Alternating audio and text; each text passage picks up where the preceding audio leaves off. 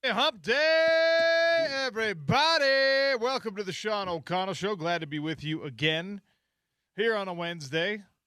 Our show today and every day is brought to you by our friends at Big Willie's, Utah's #1 sports bar, 1717 South Main. Last night, bingo night. Tonight, trivia. Lunch specials every single day. Drink specials under $4 every single day. Cold beers on draft. If they don't have it on draft, they'll have it in the coolers in a bottle form. #1 pool hall in Utah. If you have yet to check out Big Willie's, just give it a shot, man. It really is a great place.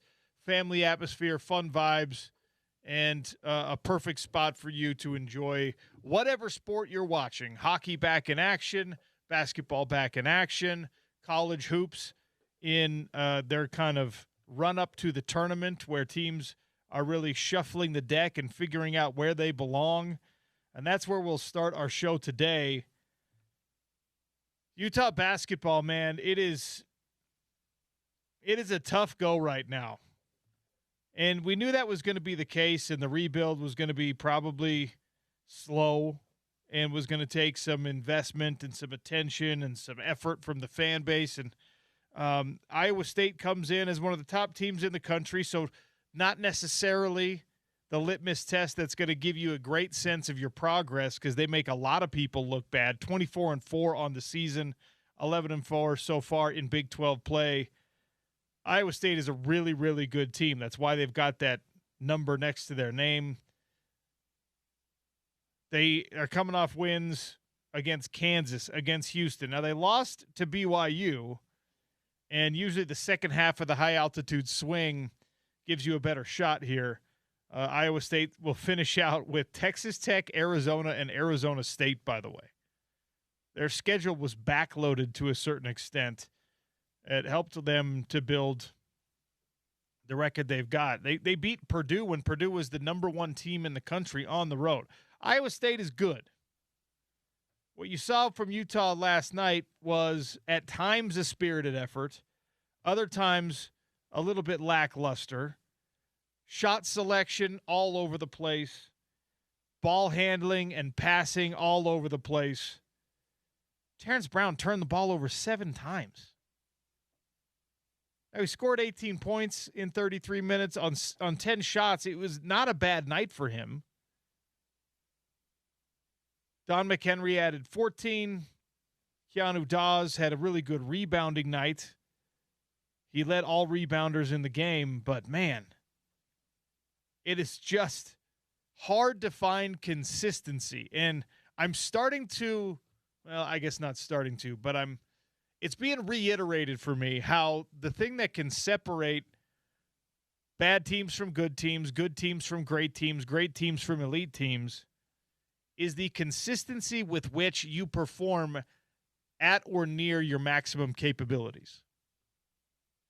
When Utah's at or near its maximum capability, when they are humming, they're still probably not going to beat most days Iowa State because they're just further along right now as a basketball program.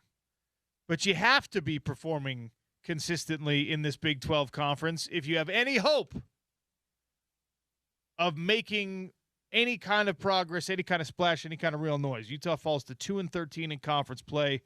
They're 8 games below 500 on the season.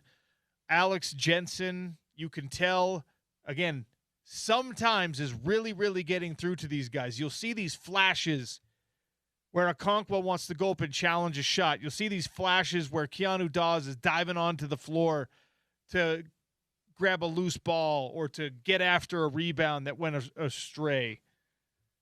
You'll see some little flashes when the ball gets distributed. You know, it's 1 pass, 2 pass, 3 passes.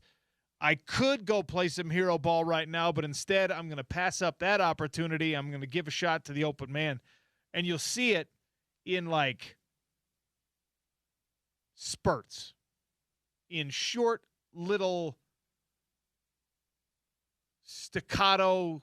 Oh, look, I get 4 points here that looked like we're playing big time basketball. And then I gave up 4 points, looked like this is a high school team from an effort standpoint. And then, oh, look at this. After a timeout, we've got about 3 minutes of really, really solid ball handling and distribution, and looks like there's some level of communication out there on the floor, and then that erodes, that goes away. And for me, that's less of a talent thing and more of a culture thing, more of a chemistry thing. That's probably a better way to say it, because culture is deeper than chemistry. I think it's more of a chemistry thing. And look, it's hard to build chemistry, and it's hard to have a team that's really, really cohesive and dialed in and loves each other and will go to bat for each other in any situation on a deep, deep level when you're not winning, right? It's just a natural thing where that didn't go well. That turnover was your fault. That turnover was my fault. We're going to have a disagreement about that. Film sessions are unpleasant. Practices are unpleasant. Class is unpleasant. Talking to your friends who don't play basketball can be unpleasant. When basketball comes up, tuning in on a Wednesday morning to hear some guy on the radio talking about how inconsistent your team is, that's unpleasant, right? It's hard. And I don't think, because we knew this was going to be part of the process, I don't think there's any reason to panic. I just think that there's a lot you have to evaluate from a roster, a strategy, and a long-term goals standpoint for this Utah men's basketball team. And again, you don't have to do it based on an Iowa State loss, because Iowa State is one of the best teams in the country, and they're going to make a lot of people look really, really, really bad. I'm more worried about what it means when you're losing close games to Kansas State. You can't quite get over the hump there. When you're losing by double digits to Oklahoma State, I'm a little bit worried about when it's an 8-point loss to an Arizona State team. Kansas, Houston, Texas Tech, BYU, Arizona, these are right now kind of excusable losses, learning opportunities. The rest of it, you have to get yourself rapidly at least to the middle of the pack, and that is going to require consistency. And by the way, everybody in the country, even those teams at the top, are fighting for that consistency. We saw last night, I finished watching this game. I actually was watching the game on my laptop while my daughters were watching Mary Poppins for the first time, and I have not watched Mary Poppins in probably 30 years. It's a weird show, man. Still great. It's great. It's just weird. Like it is. I know it's so. It is a little trippy. I know it's incredibly innovative for the time, and that's why it became such a famous show. And they made a movie about making the movie, which, by the way, Saving Mr. Banks, also a good, also a really also awesome a movie, really good movie, right? Like tugs at your heart, thinking about your relationship with your own dad a little bit. All of it was really, really. I mean, it's good, but. Did you see? So you haven't seen Mary Poppins Returns then? I have. Oh, you've seen that. I just haven't. I saw that on the original. Okay. I saw that on an airplane, whatever, when it came out. I enjoyed that one too. I also liked it. Emily Blunt, very good. Mary Poppins. She kind of can do no wrong in my eyes. Also, Lin-Manuel Miranda, the he doesn't play Bert, but the Bert type character. He's the Bert-ish. He's the Bert equivalent in that one. Yeah, also he's a very talented guy. Yeah, LMM. But you fail to appreciate when you're young and you're watching these things, like what a fever dream. Yeah. Mary Poppins and Bedknobs and Broomsticks and some of these. They're all just completely unhinged. They're totally insane. Neverending Story is the biggest, like, walking nightmare of a movie that you have ever seen, but you have all these great memories of it when you were a kid. It's beyond crazy. Labyrinth is crazy. Labyrinth. That's one of my wife's favorites. She'll watch it just randomly at different times of the year. Halloween is obviously a time that she loves to watch it, but I'll come home and she'll have Labyrinth on. I'm like, what are you doing? Like, I loved The Dark Crystal when I was a kid, and I'm like, oh, my kids would love this. I turned it off after exactly 4 seconds. It's terrifying. Anyway, that's not what we're here for. They're watching that. I'm watching Utah. Shout out Chitty Chitty Bang Bang too. Okay, but moving on. I was never a huge fan of Chitty Chitty Bang really? Bang. Weirdly enough, I don't know why. It's probably the child snatcher. So scary. Anyway, they're watching that. I'm watching the game on my laptop, and it's this like roller coaster of, and this is an in-game process with Utah basketball. It's an in-season process with everyone else. And that in college hoops, I think, is kind of a normal thing. That in the NBA is a normal thing. That in NHL hockey, we're learning, is a normal thing. You can't really have a season roller coaster in college football because you can't afford to have like a slump. You just can't. If you have a 2-game skid, it ruins your whole dang season, right? So in college basketball, there's a little bit more wiggle room, but the in-game inconsistency has got to be for this coach. I don't have to speculate. I don't have to say it has got to be. It is absolutely maddening for this coaching staff. Alex Jensen is aging in fast forward right now as the head coach of Utah men's basketball, and I don't think he's doing a bad job. I think that this job is a heavier lift than maybe some of us gave it credit for when we were all so emphatic and, yes, he's got to be the guy. He's got to be the guy. I 100% still believe that, but I failed to account for how massive the gap was between Utah basketball and the top 8 teams in the Big 12 and where they're at right now as programs. And a lot of that is centered around NIL spending, but the extension of that is around the support for the team in the community. And you look no further than attendance at Utah men's basketball. I get it. It's your hard-earned dollar. You have a hard time going and watching what you know are going to be losing efforts or what you think are going to be losing efforts. But that's where the inconsistency is not excusable, but is something that kind of like permeates across all of it, all of us.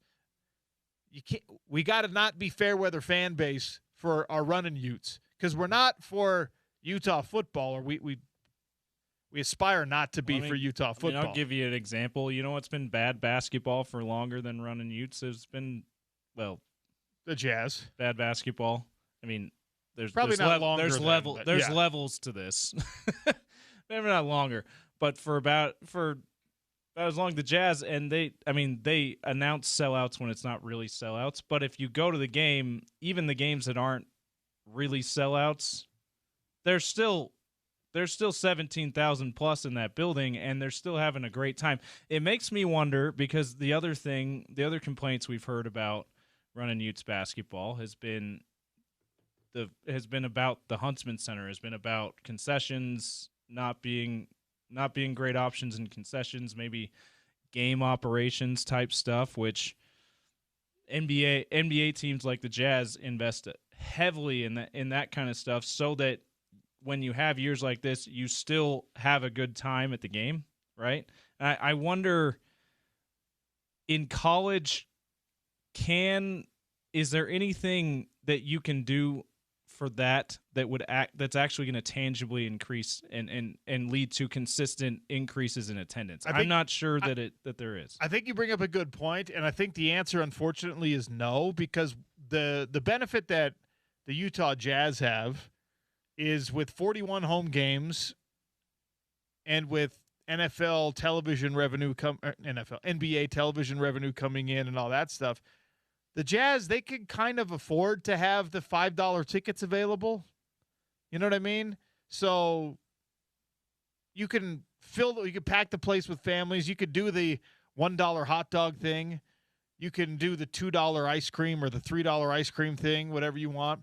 And you could pay like the Spirit team, and you could pay the Jazz dancers, and you could pay Red Panda to do the halftime show, and you could pay a house DJ. I heard Red Panda was at the Runnin' Utes game last night, incidentally. Maybe a bad example. But no, I'm just saying, like, they actually, just to say, they probably, Mark Harlan, whoever, and all the other people in charge administratively are probably making an effort to improve the things before they have the big renovation that we're talking about. But yeah, like you're saying, financially, the Jazz can afford that kind of stuff like colleges probably can't. And it might not be that. I don't know. Maybe, but that's just my uneducated mind on it. And by the way, this is not a problem. This inconsistency it's not a problem only for Utah basketball. Now, it is a more hyper-focused problem in game because you'll see, like, Iowa State, who was your opponent last night, you'll see Iowa State have a bad stretch of games. They've lost back-to-back games. I just think just maybe the one time this year.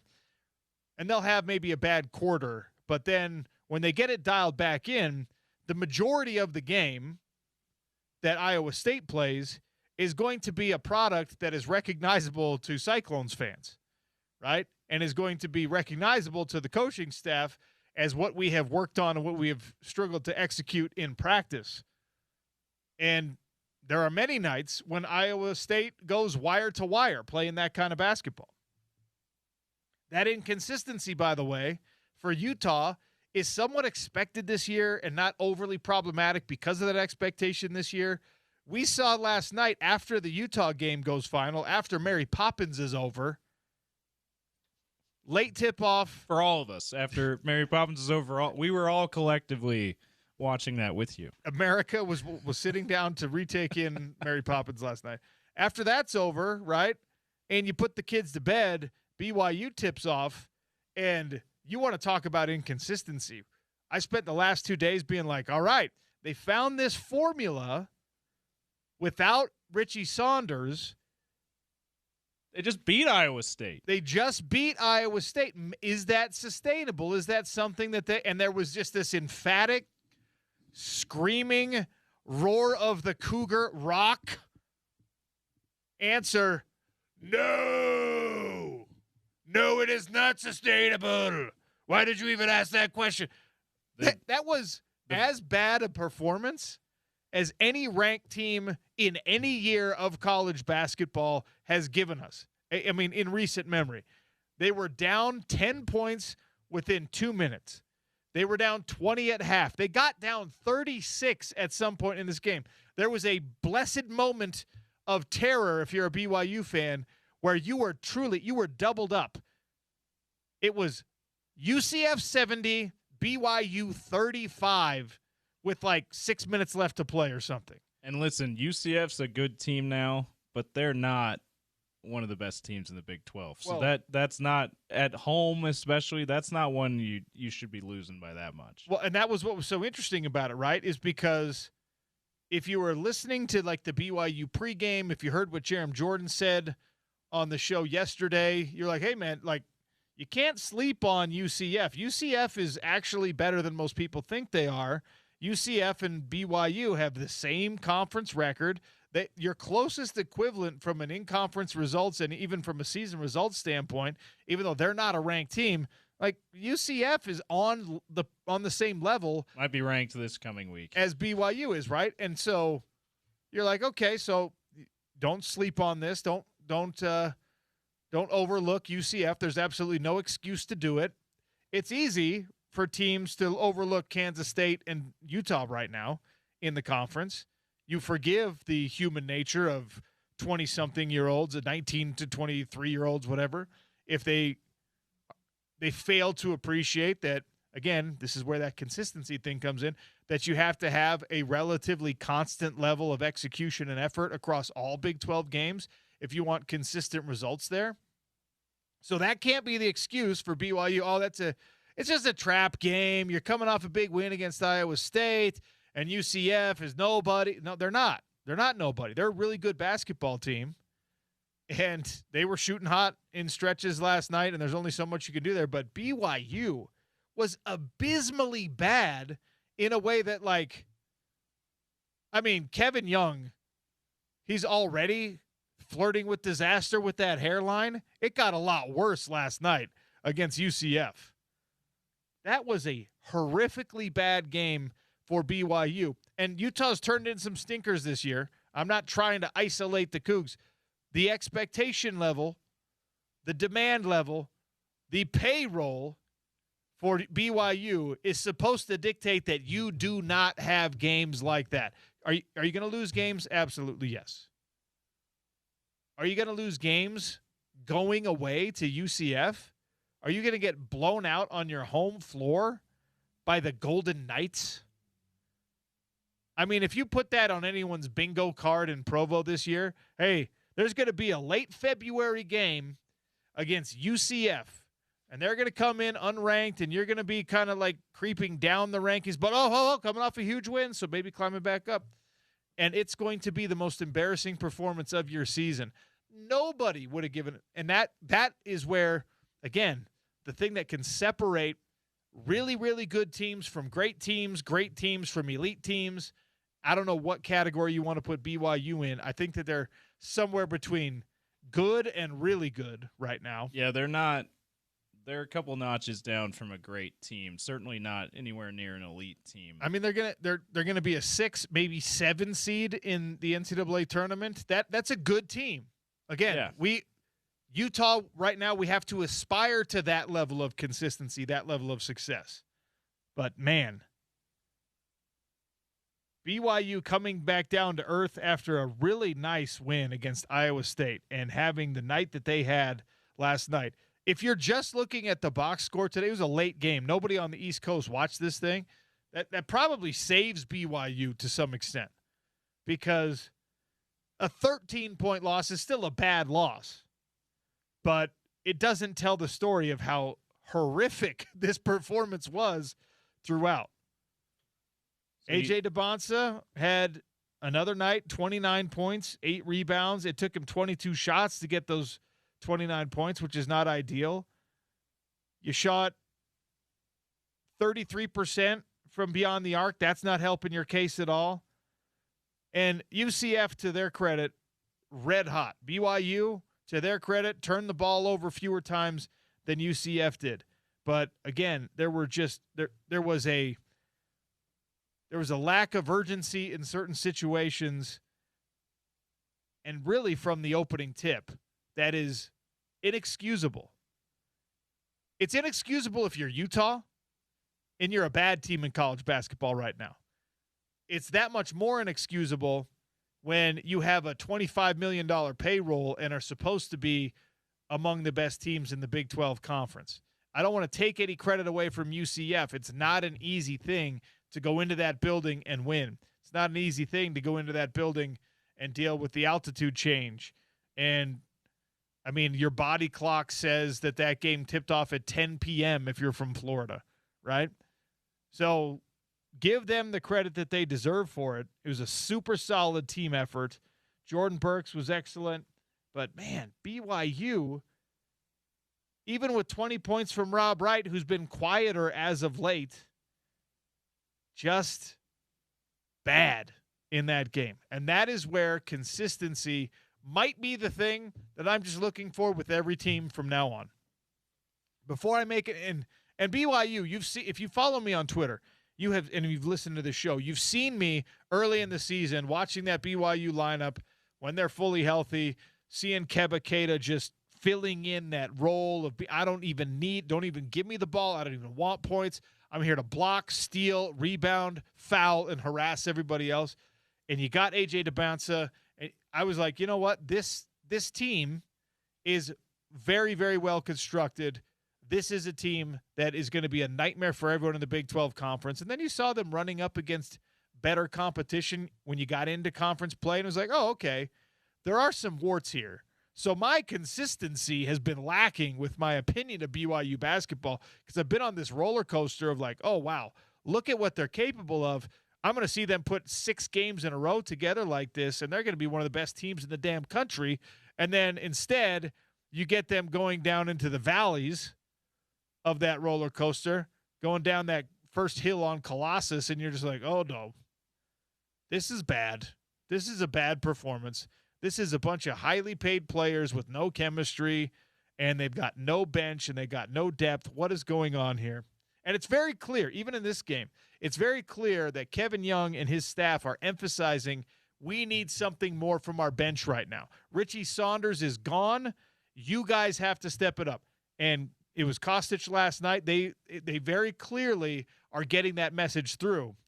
But your bench players are your bench players for a reason. They are not going to be able to carry you if your starters aren't playing better than what they were. And when a team is as red hot as UCF was last night, you might lose on your home floor anyway. but being down 36 points at the Marriott Center relative to what BYU basketball was supposed to be and still is supposed to be, wowza. That's a level of inconsistency that has to be addressed and has to be addressed right now. You have a game even half that bad in the NCAA tournament, you're out in the first weekend. You have a game even half that bad in the second round of the Big 12 tournament, exit, 7 seed. And that's not going to satisfy anyone.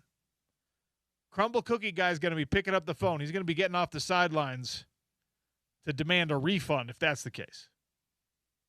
Or, maybe it emboldens Cookie Man even more to spend even more. Who knows? You mentioned there's got to be something wrong with the chemistry of the team too. Just as you were saying, as you're going in those valleys, these questions start coming in your mind. Last year we saw a still very talented, but I think we can all agree less talented BYU team gel at this time of the year to the point where they went from a team that, okay, they're going to still make the tournament. They probably won't. Maybe they won't win a game, or maybe they'll lose in the first weekend to Sweet 16 team, one of only 3 in BYU history. Making that a very significant team in BYU history last year, right? Yeah. This year, much more talent, and it's gone the opposite. They started the year pretty strong, with the exception of running up against even more talented teams like the game against UConn and Boston and so on and so forth. Of course, there's been injuries to bench players and to your second or third best player in Richie Saunders, last year's best player. But it just feels like there's something, especially compared to last year's team, there just seems to be something off beyond that. You have less depth because of injuries, and you have one of your most important players out because of injuries. It just makes you wonder, are some of the new guys, whoever it might be, transfers or incoming freshmen who are supposed to be huge players on this team, are they or maybe some of the older veterans, is something not gelling for some reason with these guys? Should that be an indictment on Kevin Young if that's the case, and his coaching staff? I don't know. I think it's more of an indictment, and I know that this is an existential question in college hoops and in college football right now. I think it's more of an indictment on the talent acquisition process that a lot of teams go through and are engaging in right now, where there's a mercenary culture. It's why I was so impressed with Texas Tech football this year, because they went out and they were the ultimate soldier of fortune. Let's get all the talent we can. Let's just spend the money. And I was like, that's not going to work. There's no team chemistry. There's no culture with that. There's going to be guys that thought that they had done enough to elevate themselves on the roster last year, and now you're bringing in David Bailey and paying him a bunch of money, and that guy's going to be a backup, and he's going to hate it. And you send so-and-so to Big 12 media days instead of this guy who's been with the program for 3 years. I was dead wrong about all that. Texas Tech was the best example all the way up until the college football playoff of a team that bought its way into relevance, but still had culture, still had belief, still had team chemistry. And in basketball, one guy, one sour apple, one bad egg can interrupt that a lot more effectively or more devastatingly than in college football. Texas Tech didn't have to deal with it. I'm hearing rumblings and rumors out of BYU that one of those mercenaries, one of those big money guys, is not exactly a great teammate and not exactly fitting in with the culture all that well, and it ain't A.J. DeBonsa, right? And you're just like, okay, well, I guess it's always the head coach's fault. It's always the coach's fault, but it's not in this case. It's also the fault of the donor that needed that guy and wanted that guy and paid for that guy. It's also the fault of the athletic department for saying we're not going to be the highest bidders while also being the highest bidders, right? It's not a uniquely BYU thing, and it's not something you can single them out for. It's a problem with college hoops right now, with college football right now. It's less pronounced in college football, because all of that effect of any good player or bad player, it's always diluted. It's spread across more team. In college hoops, it's not. You got one of 8, 9, and on a deep team, 10 guys that might be as talented as all hell, but if he's not pulling on the same rope as anyone else, it's going to lead to a lot more of these peaks and valleys, a lot more of these insane fluctuations of success. And that is an uncomfortable place to be when you're one of the top spenders in all of college hoops. I am not envious right now of where Utah basketball is at, because the hill in front of you to climb is like, if it's not Everest, it's K2. It is steep, it is dangerous, it is precarious. It is going to be tough work to get up onto the same level as UCF, as BYU. But I'm also not jealous of where BYU is at right now, because for Utah, you can kind of look at it and say, even on our best day, with our best level of consistency, we're probably not talented enough yet to get to where Houston, Kansas, Texas Tech, where these teams are. If you're BYU, you look at your roster, you look at your payroll, and you say, on our best day, we should be on par with them. And on our worst day, we should still be better than Oklahoma State and then UCF and things like that. And right now we are not. And that is actually a much harder question to answer. The why of that is actually a much tougher puzzle to solve.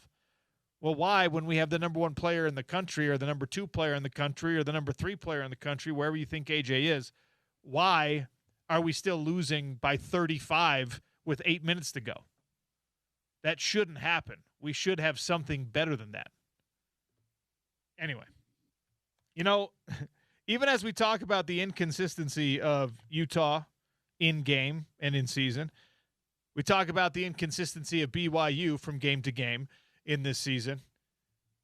You juxtapose that against a program that defies all expectations, all odds, all everything in college basketball, because regardless of who's the head coach, regardless of how prominent the recruits are or NIL spending that you probably don't have any of, somehow Utah State basketball is like death, taxes, and Aggies hoops. It is wild that they have gotten to this point. And we'll talk with Sean Harrison, who's the sports editor up there at the Herald Journal in Logan, insider on Utah State men's basketball. How are they 13-3 in conference play? How are they at the top? And it doesn't. They seem to be insulated in Cache Valley from all the weird stuff. Maybe you'll have answers as to how and why.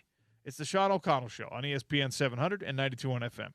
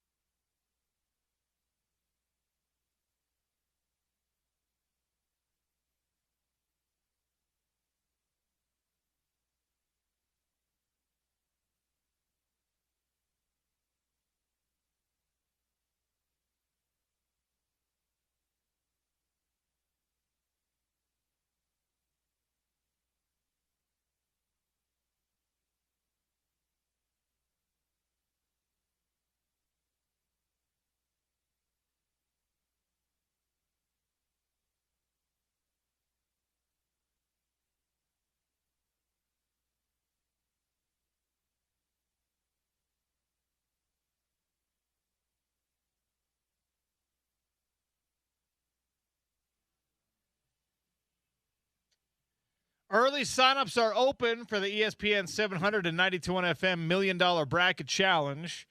Go to ESPN700sports.com. Get ready for the madness. Brought to you by Big Willie's, Game Day Men's Health, Intermountain Bobcat, Budweiser, International Sportsman's Expo, and the Utah RV Show. We have been remiss in not checking in with the Aggies more frequently as of late. Sean Harrison, the sports editor up there at the Herald Journal in Logan, is kind enough to stop by as we do just that, checking in on Utah State men's basketball, who is 13-3 in conference play, atop the Mountain West standings right now. They are 12-1 at home, still one of the best atmospheres in all of college basketball. And Sean has been on top of all of it. Sean, welcome to the show. Thanks. I appreciate you having me on.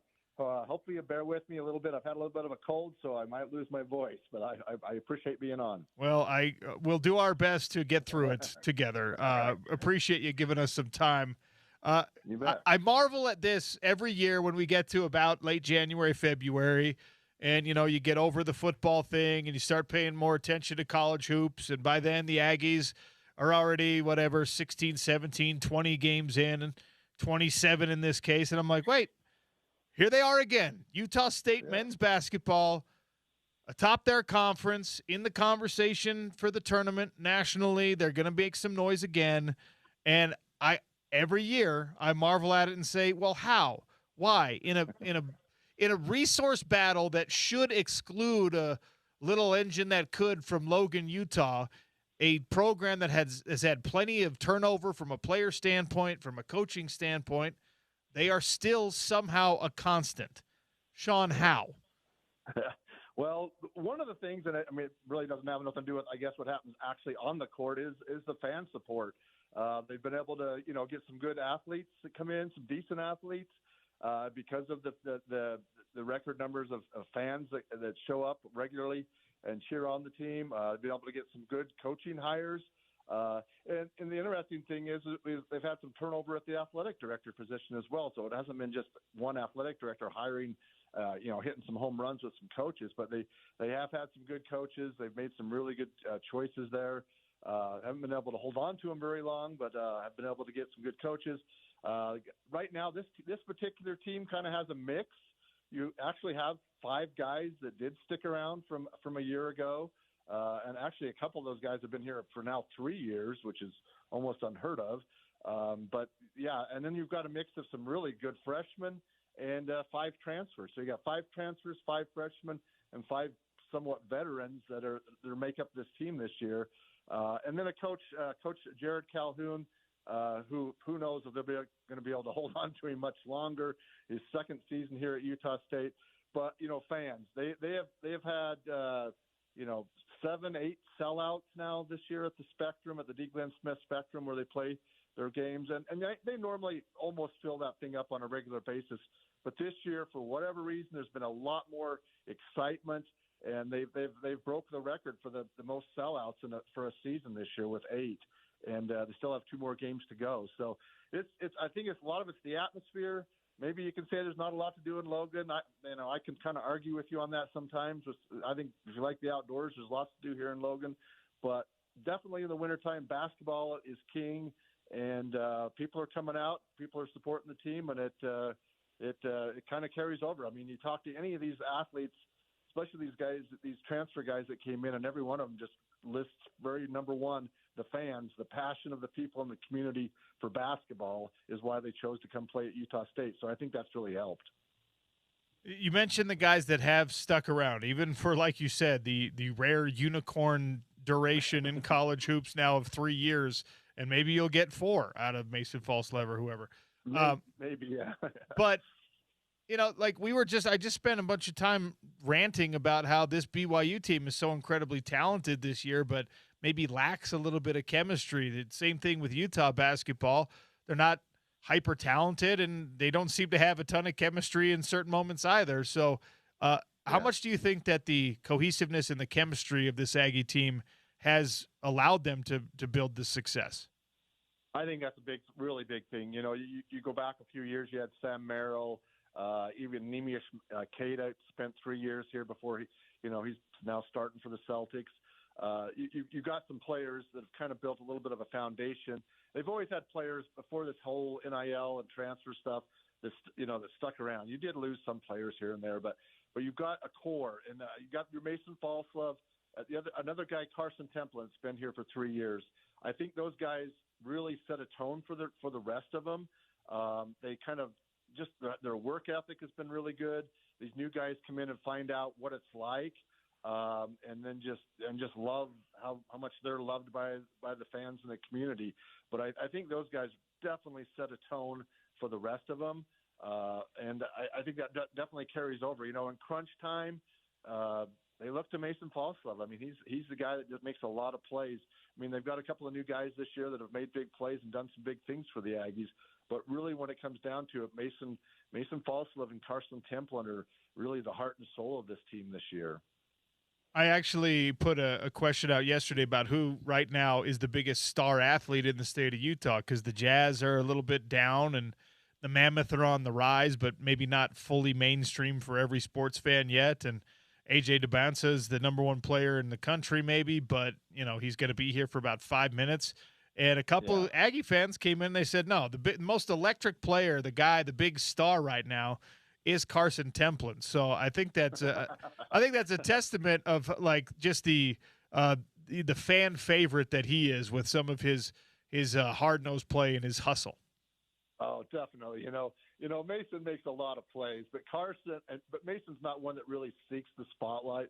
And I'm not saying that Carson Templin seeks the spotlight, but he definitely enjoys the spotlight. He's an undersized guy. They list him at 6'8". He's probably 6'7". And that's one thing Utah State probably is really lacking, is really a true big man. But he gets in there and battles. And I think the fans love him, and he's been here for a while now. He's got kind of a cult following. They sing a little song and, sing along his name.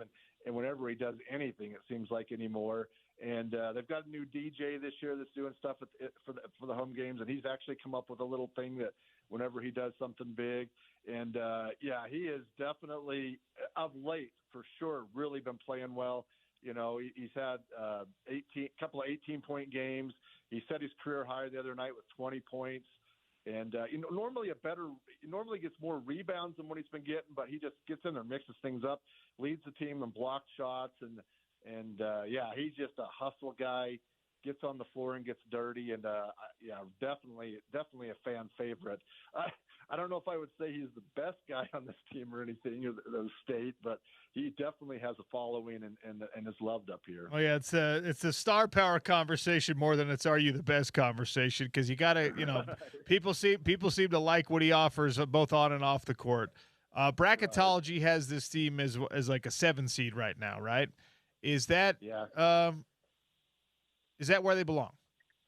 Right now, they're obviously coming off a loss. They lost at Nevada, not an easy place to play, and maybe a team they should have, they beat at home earlier by 9 or 8 or 9 points. Anyway, I think right now, especially with how they're playing, I would take a 7 seed. I don't think they can get much higher than that. Maybe 6 if you're really dreaming, but they would prefer a 7 seed. I think stay away from that 8-9, where you do have a chance. But then if you do win, then you got to play a 1 seed. So I think a 7 seed would be, I think they'd be very excited about that at this point right now. What's the biggest weakness for this team? We spent enough time, talking about all the positives. What's their biggest weakness? What's the question mark? I think it is that 5 spot, the big man. It's kind of by committee right now. Zach Keller, who spent some time at Utah, I don't think really played very much. He's actually been getting a lot more playing time of late. He's been a starter for about half the games now. He gives them some size, but he's kind of been in foul trouble at points. Doesn't have, I don't know, he's got some breathing issues. He can't really go for long stretches, but he's been, he's had some pretty good stretches lately. But it's been kind of by committee. Him, Carson Templin kind of fills in there. Carson Templin's more of a 4 guy, but has to fill in at the 5. And then another JC junior college guy, Gary Clark, that really started the season off really hot. He's kind of undersized as well at 6'8". But that spot, that number 5, that who's going to be the big man? And they've even had to go small when they've gotten into foul trouble, because all three of those guys are prone to getting into foul trouble at times. Carson's been a lot better lately, but all three of those guys have had their moments where they've been in foul trouble, and then they've had to go small. And they've got another freshman, Adlan Elamine, more of a wing, and that's where he likes to play. He's 6'9". He's actually one of the taller guys. Just doesn't have no meat on his bones. They need to pump him up a little, build him up a little bit. But he's more of a finesse, a drive to the basket, shoot threes kind of guy. He's not going to get in there and bang on the inside. So it's just facing some of these teams. I mean, when you're facing San Diego State or almost anybody in the Mountain West these days has a big guy, a really true big guy, and Utah State just doesn't have that big guy. And I think that's definitely going to hurt them once they get to the NCAA tournament as well.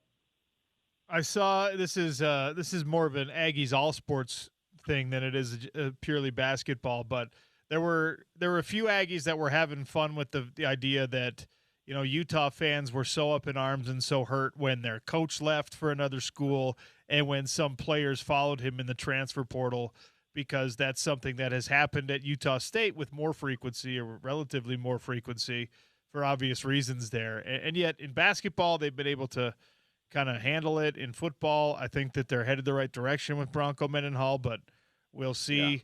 Yeah. I guess the place that the Aggies and teams on that level occupy in the college sports world right now, how sustainable is it in your mind? Can expectations of a fan base and of a community and of a university be brought to a level that is more appropriate and allows people to be satisfied with whatever you can bring back every year? Because your best players are at least going to be getting phone calls. It's happening at Utah. It's happening at BYU. It's certainly going to happen at Utah State. Oh, yeah, for sure. It's tough. The landscape has definitely changed. Coach Calhoun has even talked about last year, the season wasn't even really over, and he already had players that were being reached out to by agents or whatever's going on out there. And I think that's already going on this year. I've heard rumblings already that some of their couple of these freshmen, this Adlan Elamine, he's been starting, and then they have Elijah Perryman that's been coming off the bench and playing really well at point guard, both true freshmen. I mean, they're going to have to come up with some money to pay those guys to keep them, and that's just become a reality. It's tough. I think Aggie fans have kind of gotten used to it a little bit maybe now. I know they were pretty bitter, and I know they did have a lot of fun with Utah with the football situation, because that's just a day in the life here at Utah State. The last, ever since this has been going on, it's like you lose a coach, dang well some of the players are going to be going too, and even if you do keep a coach, they kept Calhoun last year. They've even had a basketball coach that spent 1 year here, Danny Sprinkle, who's at Washington now, 1 year, and he left and took the star player with him. I mean, it's tough to get used to. I don't know how well you can sustain that.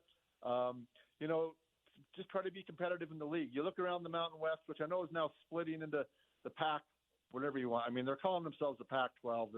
I don't know. I have an issue with that as well. That's a story for another day. But I really think the people going to the Pac-12 and the Mountain West should have try to figure out something to stick together to help each other out instead of dividing everything up. But not to get off on that tangent. But the Mountain West, they've just gotten used to it. I mean, you look around the whole Mountain West this year for basketball, and it's there's a few guys back, but for the most part, it's just a overhaul the whole thing, every year. And even last year, like I said, Calhoun stayed here, and they lost their point guard. He went to New Mexico. They just couldn't pay him what New Mexico offered to pay him, whatever it ended up being. And so you even lose guys within the league, which is just head scratching to me at times. And there's been a lot of movement that way within the league. Like some of the best players, at a Fresno State or a San Jose State, those poor schools can't keep their guys at all. They're going with, they're playing for Nevada, they're playing for New Mexico. They're moving even within the league, and they're losing their best players every year. I mean, if you're an underclassman and you're the player of the year, or the defensive whatever, they're losing them to bigger schools. And I don't know what the end result is. I think you can stay competitive in your own league, but to compete with the big boys, I just think the gap's getting wider and wider.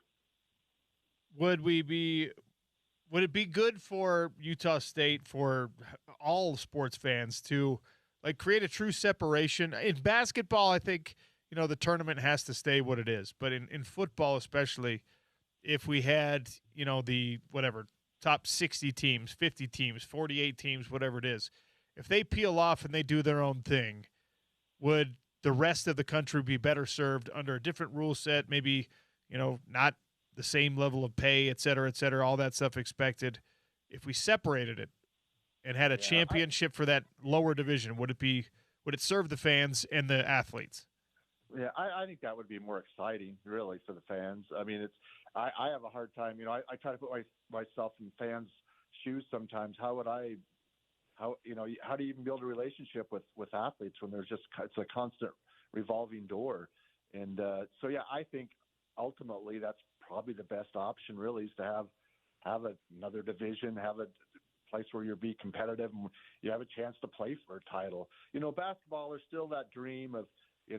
San Diego State a few years ago made that run, and there's been some runs made by some teams.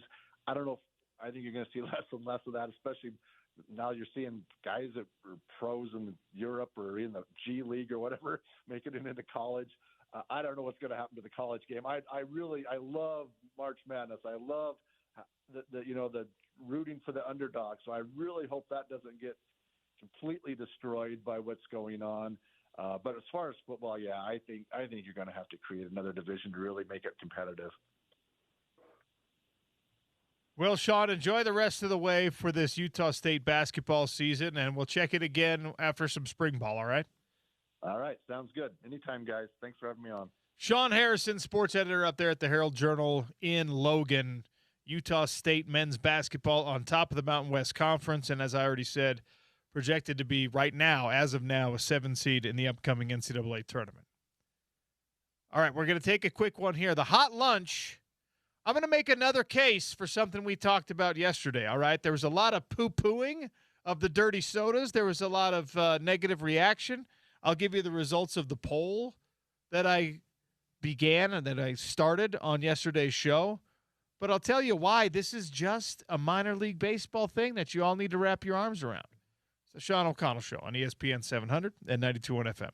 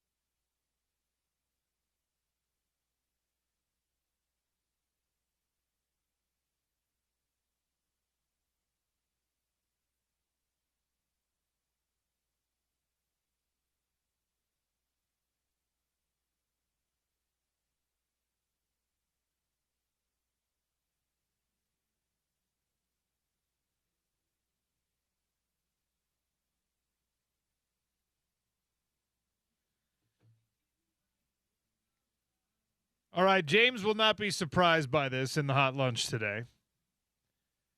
Burger Fusion, by the way, they're not bringing in burgers today for the hot lunch. I'm just telling you, go to Trolley Square, get the beef tallow fries, and get the roasted garlic burger, the burger of the week. It is hopefully. I sent Mike an email. I said, you need to put this on the menu permanently. It's very strong garlicky, so you're going to need a breath mint or a toothbrush afterward. But goodness gracious, it is excellent. Wagyu and chuck patty. The homemade buns, everything they do is really excellent at Burger Fusion, right around the corner. Go to Trolley Square. You're staring at the Whole Foods entrance. Just jog to your left, and there's Burger Fusion right there. All right? By the way, if you're not feeling fries for whatever reason, the other sides that they had a sample this week or last week, OC, were also amazing. The pickles, the fried pickles, the mozzarella cube things, the onion rings were excellent. Just trust us. Okay. So anything you order there, you're gonna be very happy with. The burger of the week, like you said, though, very good this week. And try the fries or any one of the sides. You'll thank us later. So I did a Twitter poll yesterday about the dirty sodas. The alternate branding Wednesday nights at Bees Ballpark are going to be dirty soda nights. They're going to have the alternate uniform, the alternate mascot, the alternate colorways, everything, right? I said, are you in or out on dirty soda alternate branding? 66. It's a 1/3 to 2/3. 1/3 of people who responded are in. 2/3 are out. All right. And I saw some more specific tweets responding to the actual announcement of people being like, oh, my gosh, maybe we don't deserve a Major League Baseball team. Maybe we're not. Guys, this is something that they do in minor league baseball. You realize that, right? Whether it's a Sunday game, a Friday game, Wednesday night games in the case of the Bees. Minor league baseball has a long-standing tradition of embracing something that is hyper-local, has a cult following, is very heavily regionalized, and in a lot of cases is a food thing. The Jersey Shore pork rollers. Ever heard of them, James? Yeah, what a great alternate identity. Now, the actual name of the team is the Jersey Shore Blue Claws, but they do the pork rollers, and a pork roll is disgusting. It's not even as good as a dirty soda. All right? The Lake County Fish Fries, Friday night games in April. Friday night games are the Lake County Fish Fries because it's a nod to the heavily Catholic community there.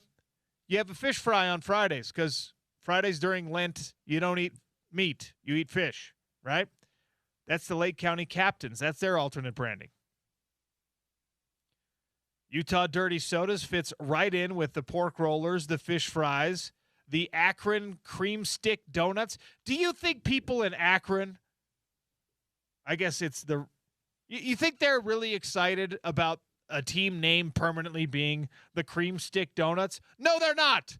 But the alternate branding is fantastic. Reading, the Reading Fight and Phils, Philadelphia AA team, the Reading Iced Coffees. It's actually very close to what the dirty sodas look like from a branding standpoint. Yeah, it's just like obviously the brown coffee color instead of the colorful soda color.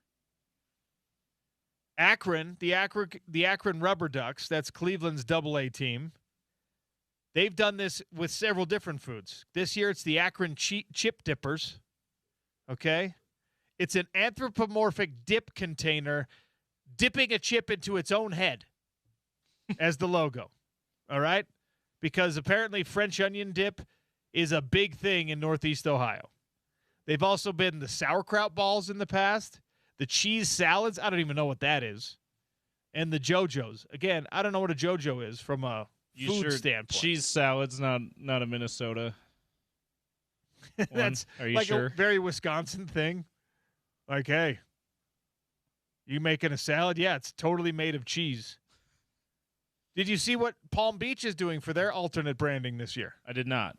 Okay, the Palm Beach Cardinals, single A for St. Louis. This is very in the moment.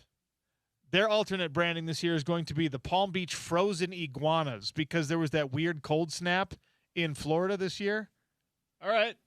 Where all the iguanas in town froze, and they're an invasive species, so people were just going around gathering up the frozen iguanas and turning them in as like a bounty.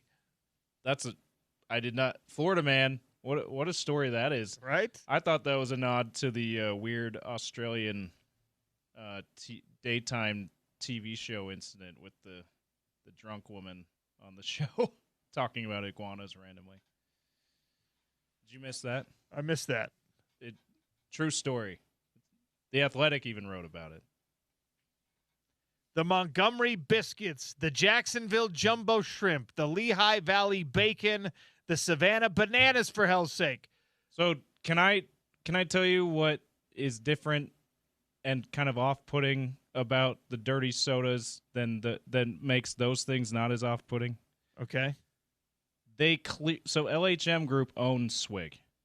Okay.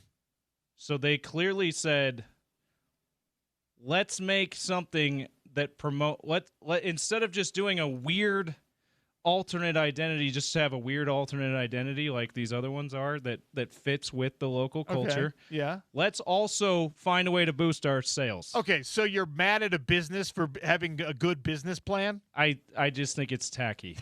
I think it's tacky and it's gross. If this were the Salt Lake funeral potatoes, you'd get on board with it? Yeah. For like a Friday night game? As long as it's not brought to you by Orida. Yes. Like you realize professional sports and minor league professional sports are for-profit businesses. I am, but these other ones are not associated with specific brands. They're not trying to funnel branding to I don't know. A whoopie pie, I think that's a real thing. It might, yeah. And there's probably some of these that are doing also gross, tacky tactics here, but just like it I don't know that it jives with the spirit of a fun alternate identity if you're trying to then shove sales down people's throats. I will. Does it not? If you see the name of this, right? Like people are going to see the name of a dirty soda. They're like, what's a dirty soda? And then they're going to try a dirty soda. So you're right. It's only going to be Swig, though, because that's all they're offering at the ballpark because this is ulterior motive here. James, it is the weirdest hill to die on that you're like – they could have called them. So you love corporatization of everything. They could have called them the Salt Lake Swigs. They decided to go dirty sodas. So you just love everything being corporatized. Well, I don't mind. Is what I'm hearing. I don't mind minor league baseball being corporatized because it is a corporate. It's a business. All right. We would be if we made a team, we'd be the ESPN 700s, and they'd be like, "Look, listen, watch, buy our merchandise." That's what businesses are supposed to do. I'm not mad about that. They're not already going to make money hand over foot from the upsell Utah Dirty Sodas jerseys and hats that people have already happened. You got to now only monopolize the one product that it applies to. I mean, I don't know about that. But that's the thing is they've decided to promote a product that they don't have a monopoly over. It's brought to you by Swig. Yeah, it is. At the ballpark, it's brought to you by Swig. But if you're like, I love a dirty soda. This reminds me I like dirty sodas. I don't want to go to Swig. Instead, I'm going to go to Thirst or Bubbles. Or there's a trillion different ones. It's true. There's a million different ones. But the ulterior motive is just a little disgusting to me. Do you want to try? These are so the Lehigh Valley tomato pie. That's the Iron Pigs alternate branding. I don't know what a tomato pie is. Makes me want to eat a tomato pie to see what it is. The Springfield Cardinals are on Tuesday nights, the Springfield Cashew Chickens. I want to try cashew chicken. I don't know what it is. The Portland Sea Dogs are the Maine whoopie pies. Albuquerque green chili cheeseburgers. The point is... Green chili cheeseburgers. Now, I would like it even better if instead of dirty sodas, they had gone with funeral potatoes. The other food, the Frog Eye salads, I'd be down with that. The very specific You'd love the Arctic Circle fry sauces too. I would if they were the Utah fry sauce for a couple nights. No, specifically Arctic Circle fry sauce is what it would have to be. I wouldn't. I mean, it'd be fine if it was the Utah fry sauce brought to you by Arctic Circle, because I'm not alarmed by businesses trying to make money by selling things. That's what business is. But if it was the Utah fry sauce brought to you by the Larry H. Miller Corporation, I'd be like, all right, it's fry sauce. I don't care. They mixed it themselves at the concession. Maybe they did. Yeah. Anyway, it's a tradition, people. Every team does it. Well, not every team, but lots of teams are doing it. If you own a business, don't tell James you want to make money doing your business, okay? He's going to get mad at you for trying to sell things at your business. Devin Jackson, NFL draft analyst for the Philadelphia Inquirer, is going to join us next. Spencer Fano, as high as number 3 in some mock drafts. We saw him at 5 with Mel Kiper. But where will Caleb Lomu go? Maybe Devin Jackson has some ideas on that. It's the Sean O'Connell Show, ESPN 700, 92.1 FM.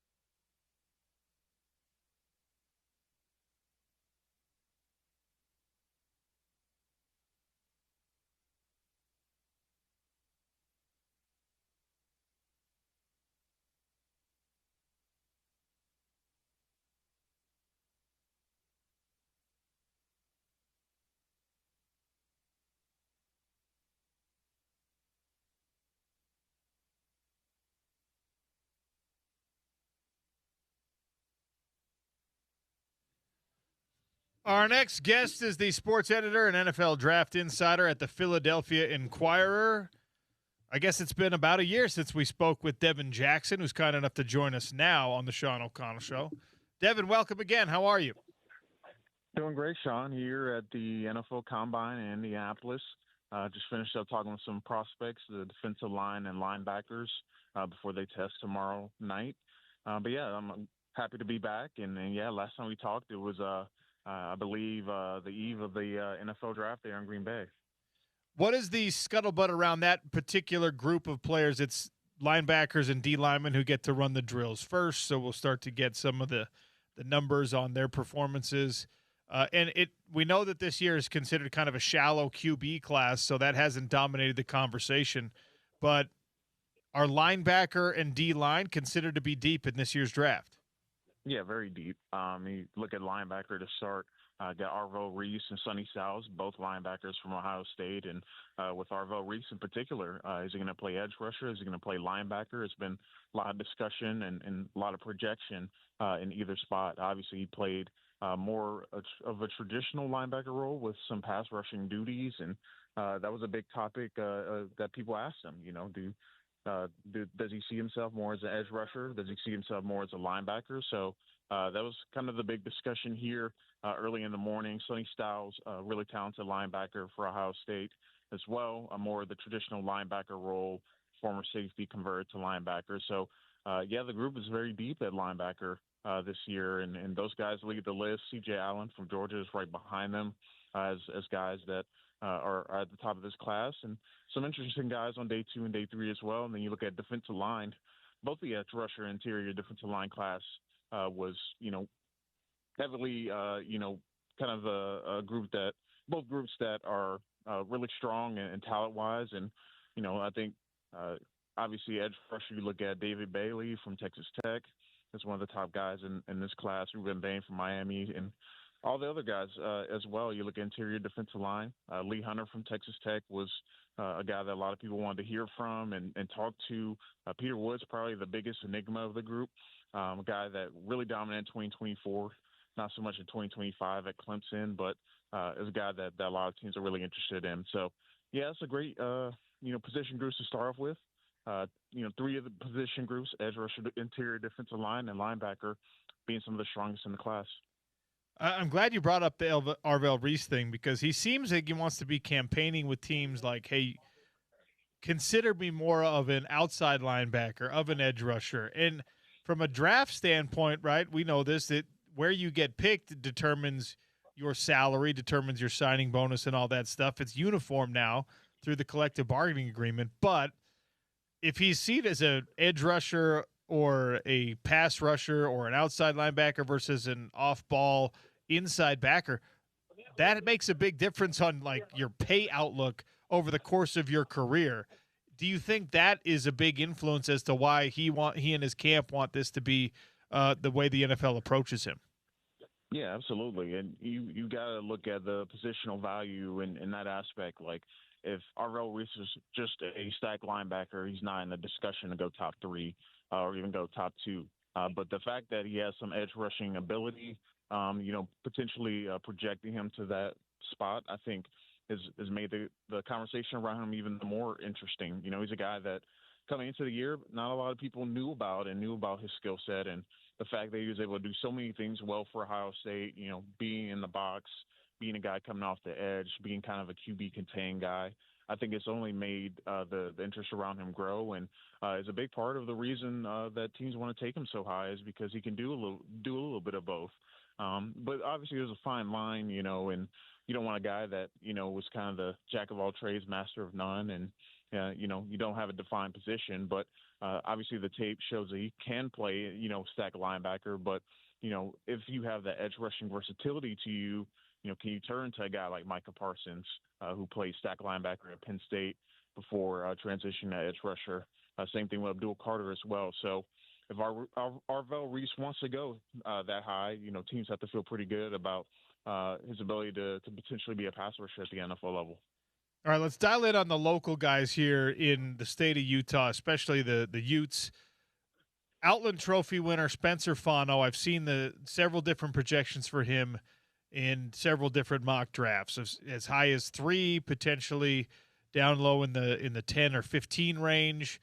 And I think maybe most importantly, there does not appear to be overall consensus on whether or not it'll be him or Francis Mauigoa that come off the board first. What are you hearing in Indianapolis? I'm sure the conversation around offensive line will ramp up more when their day comes. But what are you hearing so far about the offensive line, particularly the tackles? Yeah, I think the mock drafts kind of mirror what you're hearing. That some teams are really high on Spencer Fano's ability and ability to play tackle at the NFL level. Some think maybe he can be a really high level guard. So, depending on how a team views him and his long term output and where he may be best, 5, 6, 7 years down the line, I think that's kind of be dependent on how high he goes or how long he lasts in the first round. But yeah, I think with Mauigoa and with Fano, I think they're both guys that extremely talented, technically refined, really strong pass protectors, guys that, are built to play the position. It's just the fact of, do you see the comfortability with that? And I think with Fano, too, what he weighs in at, is he in that 300 plus pound range? Is he in like the 290s? I think a lot of that's going to, kind of be a big determining factor in the way that teams are evaluating him. But I think regardless, whether he's at tackle, he's at guard, whether he plays both in his career, I think he's a guy that, has shown on his tape that, not only is he a really strong, solid run blocker, but, a very reliable pass protector and the recovery ability and all those things that you look for in a left tackle or right tackle at the NFL level. And I think he has a skill set to do it. And, a big part of that is going to be, where the measurables come in for him, offensive line wise, and if he does end up testing, where he comes in at. What about Caleb Lomu? I have no doubt that Spencer Fano is going to be a first round draft pick somewhere. I think that what we know about him when he tests, he will look fluid and athletic, and the same is true of Caleb Lomu, who is either in late in first round pick in some draft projections or maybe early second round, whatever. What are you hearing about Caleb Lomu, the other Utah offensive tackle? Yeah, I think that everyone kind of talks about the potential. Everyone talks about, where you can be in the next 3 or 4 years. And ultimately, when you're taking a first round tackle, it's not always about currently where they are, but where they can grow to be. And he's already a special pass protector, in my opinion. He's a guy that light on his feet, athletic, very fluid in his movements, a guy that I saw start to, even develop as a run blocker as well, especially in Utah's run-heavy scheme. I think he's a guy that's going to come out of the week looking better than he did coming in because I think he's going to test like an elite athlete, and that's what you need to last on the edge, and especially at left tackle. And I think with Lomu, everyone sees the potential. Everyone sees what he brings to the table. And I think, meeting with NFL teams, getting in front of NFL coaches and then showcasing that ability, at the combine drills on Sunday is only going to help, grow his stock and kind of cement himself in the first round. And I always think there's always a tackle tax, in the first round of a draft. Like, even if you feel like he's not a guy maybe ready to play from day one, he's a guy that you still take early because of the tools and all the things that he brings to the table, from an athletic standpoint. There's conversation about whether or not, quarterbacks are going to throw at the combine, and I get it. The quarterbacks are like they're the crown jewels of every draft class, but for offensive linemen, defensive linemen, linebackers, whatever, how is it viewed now by teams when you don't participate in a particular drill? Maybe there's conversation about Lander Barton, who's a Utah guy, maybe not running his 40 at the combine and waiting till pro day because they know that he'll, turn in a better time there. How is that viewed by scouts, teams, GMs? I ultimately think it depends on the team, and with the emergence of like GPS testing and all those different things that you can measure the speed of a player and the game speed and all those different things. I think it comes twofold. Like, if you're a receiver and defensive back that is choosing not to test, I think that's looked at a little bit unfavorably, versus like a linebacker, running back, offensive lineman, those type of positions, just because I feel like those positions are more like, instinct based, more feel for the game, all those different things that, can't necessarily be quantified by the measurables or the testing. But I think it really comes down case to case. When you look at skill position, like, I think even with quarterbacks, like, depending on where you are, like if you're a guy that is suspected to go high or could go high, it seems kind of a normal routine that, they're going to skip pro day or skip throwing at the combine and just do it at their pro day or do a private workout with the NFL team. But I think overall, I think it's looked at more favorably for those like DB, edge, wide receiver positions. But those three positions, I think in particular, I feel like are a little bit more, teams kind of looking at it, with a different lens of, what could they be hiding speed wise? Are they, not fully healthy? I think more questions come from those position groups. It feels like every combine we have somebody who kind of jumps off the screen or the page, whatever, because he surprises with athletic performance, and then everyone maybe goes back to the tape and says, oh, yeah, why didn't we know this guy was going to do this? Why didn't we realize that this was going to be one of the show stoppers here at this combine? And sometimes people come into the combine thinking like, hey, I want to watch this person specifically because I think they're going to blow everyone away. And maybe they're not being talked about by everyone in these NFL circles. Is there anyone in that category for you? Is there anyone who maybe you watched them this past season and you think that they're being overlooked right now, but this combine might fix it? Who do you have your eyes on in Indianapolis? Yeah, wide receiver Brendan Thompson from Mississippi State. I think, it's very apparent that he's a guy that, could, blow up the combine. He is electric speed, a guy that can stretch the field, extremely explosive player, can create after the catch. I think he's everything that the modern NFL is looking for, especially in guys that can be like gadget-type players that can, catch those screens and make big things happen. And, when a receiver class is so deep, every year we kind of have that conversation. I think Thompson is getting a little bit lost in that translation and a guy that I think is going to absolutely blow away testing and be a guy that we come out of the week talking a lot more about, maybe end of day 2, early day 3. And a player that ultimately everyone's going to want because you want a guy that fast that can, kind of shift the field, tilt the field in your favor. Where do you stand on Fernando Mendoza? It seems like everyone just agrees he's going to go number 1 overall. I have heard a couple dissenters say, like, yeah, he's a great story for college, but I don't know if, that personality and that skill set is going to excel the same way in the NFL. Where do you stand on him? Yeah, I think Mendoza is a terrific player that, just continue to elevate his game, from transferring from Cal to Indiana, always matches the moment, clutch, all those things that you look for in a quarterback, accurate, plays on time. And I think for the Raiders, for them to feel good about what he is coming into potentially, it has to be really aggressive in free agency, get aggressive in the draft, make sure that he has enough weapons and protection to last in the NFL more than a couple of seasons. We've seen quarterbacks come in and, especially with Mendoza's limited mobility, he's a guy that can, create, some yards after, escaping the pocket, but it's not really his strength of his game. So I think you're going to have to set him up, whether he goes to the Raiders, whether he doesn't go, to them and goes somewhere else in the top 5 or top 10.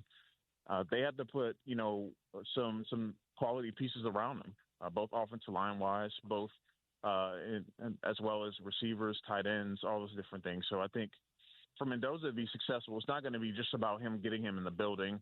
I think it's going to be about making sure that everything around him, is well built and, built for him to last more than a couple seasons. Because ultimately, if you're going to take a guy number 1 overall, 1, you want to make sure he's a guy, and then 2, you make sure that he has enough, help around him to really succeed. Before I let you go, the Eagles have a certain number of fans here in Salt Lake City, and there's always a bit of an off-season saga going on with them. A.J. Brown seems to be at the center of it this year. What is his future in Philadelphia? Well, I mean, I'm sure the Eagles will hope to be able to keep him, but I think certainly they're going to be shopping him and seeing, what they can get for him. They're listening to offers and have already listened to offers. And ultimately, I think is a player that, you are going to sorely miss if he's not on the roster. But also, you want a guy that, is ready to, you know, buy in and contribute to the team and not become a potential distraction for what's going on in Philly. And obviously things really came to a head this year, and I think there's still part of him that wants to be in Philly and play for the Eagles, but also he's just not going to get the type of volume that I think he wants to command. In this Eagles offense, it's a run first team. They want to bully teams in their trenches, and ultimately, I think the way that they're set up right now, doesn't necessarily align with maybe what AJ Brown wants, receiving wise and production wise. But yeah, I think this is. I think if there is a trade to be made, it'd probably be after the draft. I don't think it will come before the draft, but I think it's certainly a possibility that he's not in Philly next year. Devin, appreciate you giving us some time today. Enjoy the rest of Indianapolis, and we'll check in again right before the draft if that's all right. Yeah, absolutely. Thanks so much again. Devin Jackson, NFL draft analyst and sports editor over at the Philadelphia Inquirer. He is in Indianapolis for the NFL Scouting Combine. Interviews happening today, and tomorrow is when linebackers and defensive linemen will start their testing. The rest of the position groups will filter in after that. The Underwear Olympics officially underway. The Daily Dump, brought to you by Valley Plumbing, Heating, and Air, is next. Some very interesting stories to get to, including a sports hero getting a Presidential Medal of Freedom. We'll tell you who's getting it. It's the Sean O'Connell Show on ESPN 700 and 92.1 FM.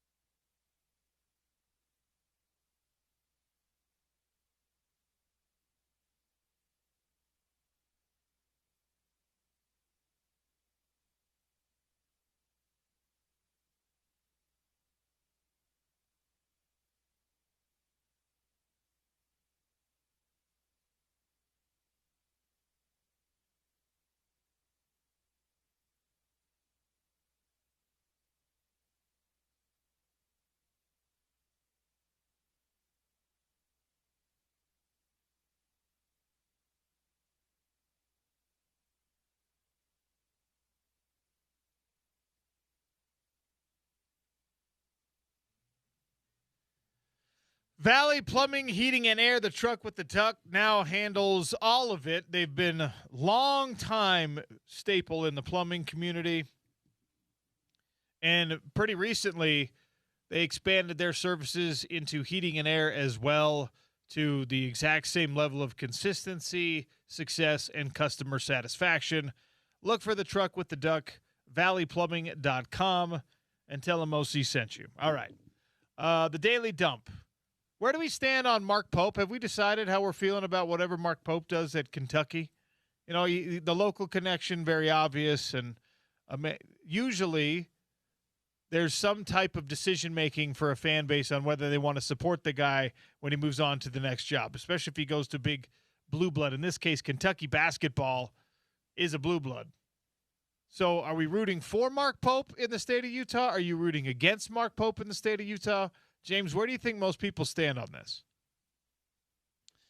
I think probably most are rooting for him in this state, although I don't expect any Utah fans to be rooting for him because of his BYU ties, and he was part of their resurgence and post West Coast Conference play, the end of the West Coast Conference era and into first year in the Big 12 era, kind of their resurgence there. So I don't expect that segment of the state to be rooting for him, but I would think even with that, the neutrals and the BYU fans, I would say probably most are rooting for him.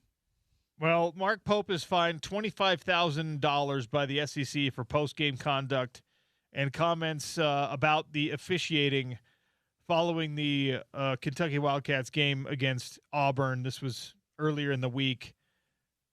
It was a flop. Colin Chandler had the ball. Offensive foul was called against him. On the inbounds pass at the end of the game, yeah. And Kevin Overton was the Auburn defender who flopped. The guy was falling. He was halfway to the ground before Colin Chandler made contact with him. Yeah. Auburn gets possession. They make the game-winning shot with 1.1 seconds left. And this is Colin Chandler, by the way, Farmington Phoenix, Utah kid. That's wow. Shout out. There's a pull. Farmington Phoenix. Has Farmington, how many big-time college athletes has Farmington? It's a new high school. So they haven't produced a ton yet. Pretty new. I don't know for sure, but I do know that he was one of the top recruits in the country in his class. And then he went on his mission and committed to BYU before his mission, and then Mark Pope went to Kentucky while he was out. So this is my favorite part about the fine. All right. He's walking, he's mad, he's ranting, okay? And then he yells to the athletic director at Kentucky, if those, bad word, try to fine me, screw them. I didn't say a word about how they cheated us. It's the perfect way to say something. Hey, just so you know, if they try to fine us, I didn't say anything about how badly they screwed us in this game. And then, of course, they get the fine. So I could have said this. No, I'm not going to tell you what idiots these blind referees are, because that would get me a fine. So I will not be saying that. I love when people do that. If you're having an argument with your spouse, if you're talking to your boss, if you're ranting about somebody in traffic, that's the best way to do it. Okay? Yeah. Honey, I'm not going to tell you what a bad idea that purchase was, because then you'd get upset about it. I'm just going to walk the other way without saying anything about how hideous that couch is that you bought. It gets your point across even more effectively, in my opinion. What did you like more, this post-game interaction or the press conference where he gave surprisingly sage advice to journalism students? Did you see this? I did see that. I like this version better. Yeah. It does catch spicier. You. It does catch you off guard when coaches go, especially in a post-game scenario, right? There was the European soccer one, where the guy was like, "Hey, so and so missed this game for the birth of his child." Like, are you okay with that? And the coach is like, yeah. What do you mean? And the reporter followed up and was just like, well, does it show any kind of commitment issue? Or he said, and again, I'm paraphrasing here. I'm sure all of you seen the clip, but it's this, I don't know, German, Eastern European, whatever. He's just like, young man, how old are you? You can't hear the answer. He's like, okay, do you have children? No? Come talk to me when you have children. This game means nothing. Seeing a child born is the peak of human experience, okay? And everyone in the room's just like, yep, okay, yep, got it. No notes. Yeah. And it's so out of context in a sports post-game presser, but it's cool when it happens. Yeah, this I saw a few comments on the video of him giving advice to these young journalism students on, what he thinks will help them be good journalists, right? Successful journalists. I saw a few, overwhelmingly people are like, this is amazing. But there were a few that said, why are you asking a basketball coach this? And my response was, why not ask anyone this? Like, we all consume media. And this is a guy, and when it comes to sports coaches, collegiate, pro, high school, particularly college and pro, they're dealing directly with the media more than any of us are, unless you're one of us that work in the media, right? And so, of course, you would think that they'd have some good insight. And he ended up exceeding, I think, just about everyone's expectation on the advice that he had for that. If you missed that, go check that out. We reposted on the ESPN 700 Twitter account last Friday. But yes, the salty, from an entertainment value, I think I'm with you. I like these salty, backhanded comments about great. Officials a little bit more. This one is really, really cool. This next story. Connor Hellebuck has a gold medal, and now he's getting the Presidential Medal of Freedom. Donald Trump announced this during the State of the Union address. Again, do your best if you're not a fan of the current president, or if you are a huge fan of the current president, whatever. It's coming from the office of the President of the United States. Just put it that way. Connor Hellebuck had 41 saves in a gold medal game and brought the highest honor and glory to U.S. hockey on the men's side of things in the last 5 decades with his performance. And because of that, he is getting the Presidential Medal of Freedom, and it looks like he's going to be the first hockey player to ever receive this. It is a civilian honor, so don't start getting up in arms like, why are you giving athletes medals for the military? This is specifically for civilians and who achieve greatness in their field. Yeah, plenty of athletes have gotten this, too, over the years. Simone Biles, Joe DiMaggio, Michael Jordan, Megan Rapinoe, Babe Ruth. There have been 671 total individuals in our history who has received the nation's highest civilian honor, and Connor Hellebuck now gets to add his name to that list. The players were at the State of the Union address. The men's, I think it was everyone on the men's team. So that's kind of cool. Yeah, they were invited, I think, in the post-game locker room, during the post-game locker room celebration. They were invited by the president to visit him at the White House and be a guest at the State of the Union. So, yeah, pretty cool. He also said that the women's team is going to go visit the White House, even though the official story was that they had declined the invitation to come to the White House because I knew there was some drama. There was some drama, some that. feeling that he had been dismissive of their accomplishment, and who knows? I mean, look, plenty of people stand in front of microphones and are just like, yeah, James said he's going to give me $1 million, and it might not actually be true. So we'll see.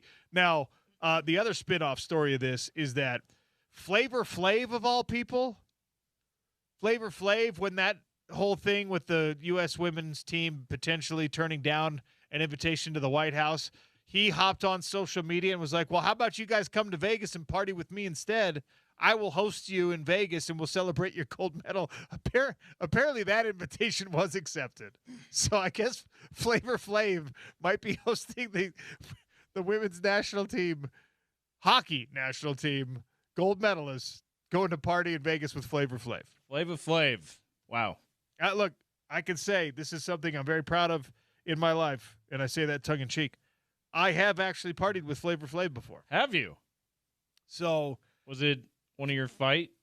Yeah, Flavor Flav's godson is the grandson of Muhammad Ali. His name is Biagio Ali Walsh. He actually played football for Cal. He's a good athlete, and now he's a fighter. He's got a brother who's a professional boxer. He's a professional mixed martial artist. He fights for the PFL, and he was like, somebody that the company was cultivating through the early part of his career, and now he's a pro. And Flavor Flav comes to every one of his fights. Every single one of his fights, you can see Flavor Flav in the front row with the clock. With the clock, yeah, yes. Dude, he's always, when he's out in public, he is always on. Who was? We're gonna have to ask Spence this during crosstalk. He had a recent guest talking about how their only bad experience. Oh no, it was Spence's sister, Sportsish, Louis Shimbashi. She said her only bad experience interviewing celebrities was Flavor Flav because he was like 2 hours late despite wearing a giant clock. I don't think it actually works. Yeah, and he like bounced after like 5 minutes because he's like, I don't want to do this. I don't want to do this after being that late. So Too bad. That just immediately popped into my head because of the recent interview with Spence. It's you have these like moments in your life at various ages where you look around in the setting you're at and you're just like, what? How did I get here? What is my life? And that happened to me. We did a fight in Vegas. Biagio fought. He won. After party was at a cigar bar that is owned by Ray Lewis in Vegas, okay? Ray Lewis, Marshawn Lynch, Sean Merriman, and Flavor Flav are all there. And me. And you. And Biagio's camp, Biagio's parents. And you're looking around going, football players. Just one of these things is not like the other. It's not me. It's Flavor Flav. I'm like, what's going on here? And Sean Merriman, he owns a regional MMA promotion. Sean Merriman is, by the way, still gigantic. Ray Lewis is also Ray is not incredibly tall, but he's still super, super muscular. And watching those two guys talk to one another about in their 50s being like, hey, would you ever do it? Because they'd come to the fight. You think you would want to fight? And I'm just like, these guys would still be able to smash people. But I had one of those moments where I was like, I look, your field of vision is like, okay, that's a guy I work with. That's my buddy Manny. That's Jorge.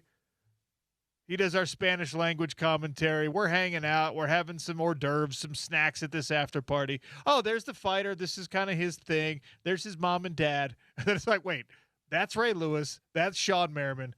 Marshawn Lynch is here. And Flavor Flav is just holding court over all of it.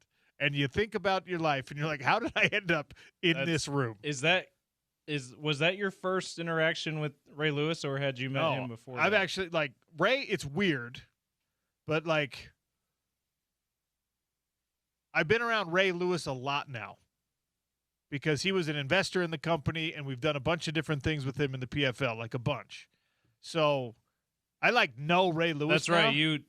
You had mentioned that before. I just wondered if this was the origin. No, this was after. So I talked with Ray. He introduced me to Marshawn and to Sean Merriman, and it was very odd. Again, because you're just like, yeah, I'm just a guy. Hello. I'm just here. You guys are pro bowlers and stuff. Hello. Hello, I'm a pro athlete too. I also look at all of us pro athletes. Definitely all created equal, huh? I'm one of you guys. Celebrity like you, Flavor Flav. Yeah, you guys and me, we're all pro athletes. And they're just like, what? I don't know who you are, sir. Yeah. Anyway. That's a crazy situation you found. I hope we find at some point the U.S. women's hockey team, we get the footage of them partying in Vegas with Flavor Flav, because I promise you there are going to be women on that team who have that exact same moment while they're at that party, they're just going to be looking around and be like, what is my life? I'm here partying with Flavor Flav hosting me in Vegas. Speaking of hockey, by the way, Crosby is on IR. Oh, you mean the captain of the silver medalists? The silver medalist, Sidney Crosby, is gone to IR. He will miss at least 4 weeks with a lower body injury sustained during the Winter Olympics. That's a tough blow for the Pittsburgh Penguins. That's your captain. That's Canada's captain. And he's also very grouchy because he came back with a silver medal instead of a gold medal. I just have one question. How will the Pittsburgh Penguins ever lose in the Stanley Cup final without their silver medalist captain and star? I see what you're doing here. How will they ever do that? I only wish that there was like a real Pittsburgh Penguins fan to listen to the trolling. There's probably not one legitimate Penguins fan in the state of Utah. There might be. 877-353-0700. Text us if you're that fan. If you're really mad and you just turned off. Well, but they're proud. This Pittsburgh Penguins fan is probably a proud American as well, and so they're also like, yeah, that's my guy, but I'm with him. USA, let's go. Did you like the? Do you think people like the subtly salty SportsCenter updates on the show today too? I hope so.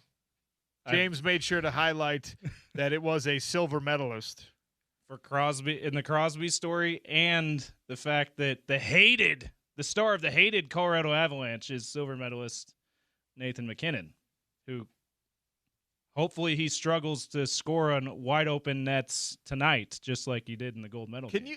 So, in all seriousness, we have no real reason to hate Nathan MacKinnon. No. But he is a member of the Colorado Avalanche, and he's also a member of the Canadian national team, and both of those we are going to be rooting against for, I guess, the rest of time. Imagine the nightmares he's going to have, the waking nightmares he's going to have about that scenario, probably for the rest of his days. You know, like I still have a very, very specific play from high school football against Alta High, who in Sandy, that's your rival, right?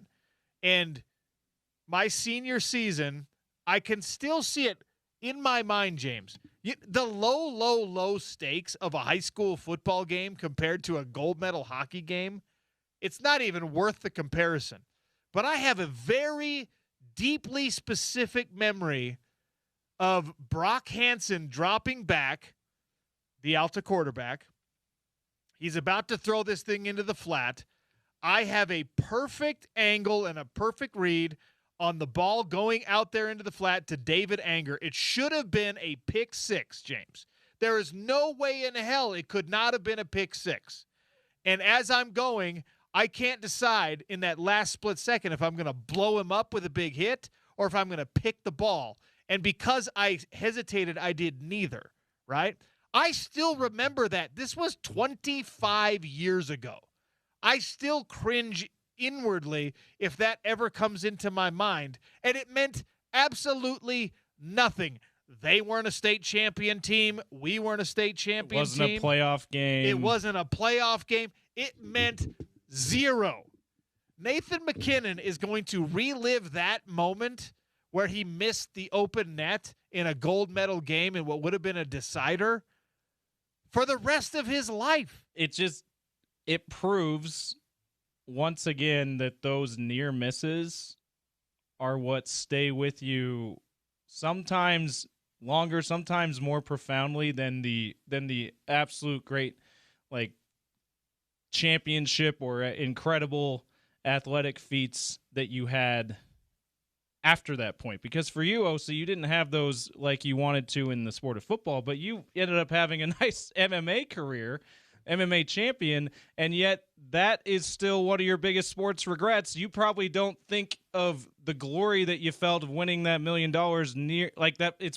Sometimes it probably feels more profound that missing that play than what you felt when you won that PFL championship. And again, it meant nothing. And I bet you not one other person on the planet remembers that play at all. It was like a 6-yard gain. Yeah, do you think Brock Hansen, if you're listening, Brock, text us. Do you remember that play? Brock Hansen is probably like, who's Sean O'Connell? Yeah.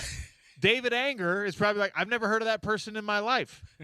I remember it with intimate detail. I know exactly what it smelled like. You know what I mean? Yeah. And nobody else on the planet does. Well, guess what, McKinnon? Everybody remembers your miss. Yeah. Everybody. I'm never gonna forget it either. And if you somehow get like hypnosis to make you forget it, I'm gonna remind you.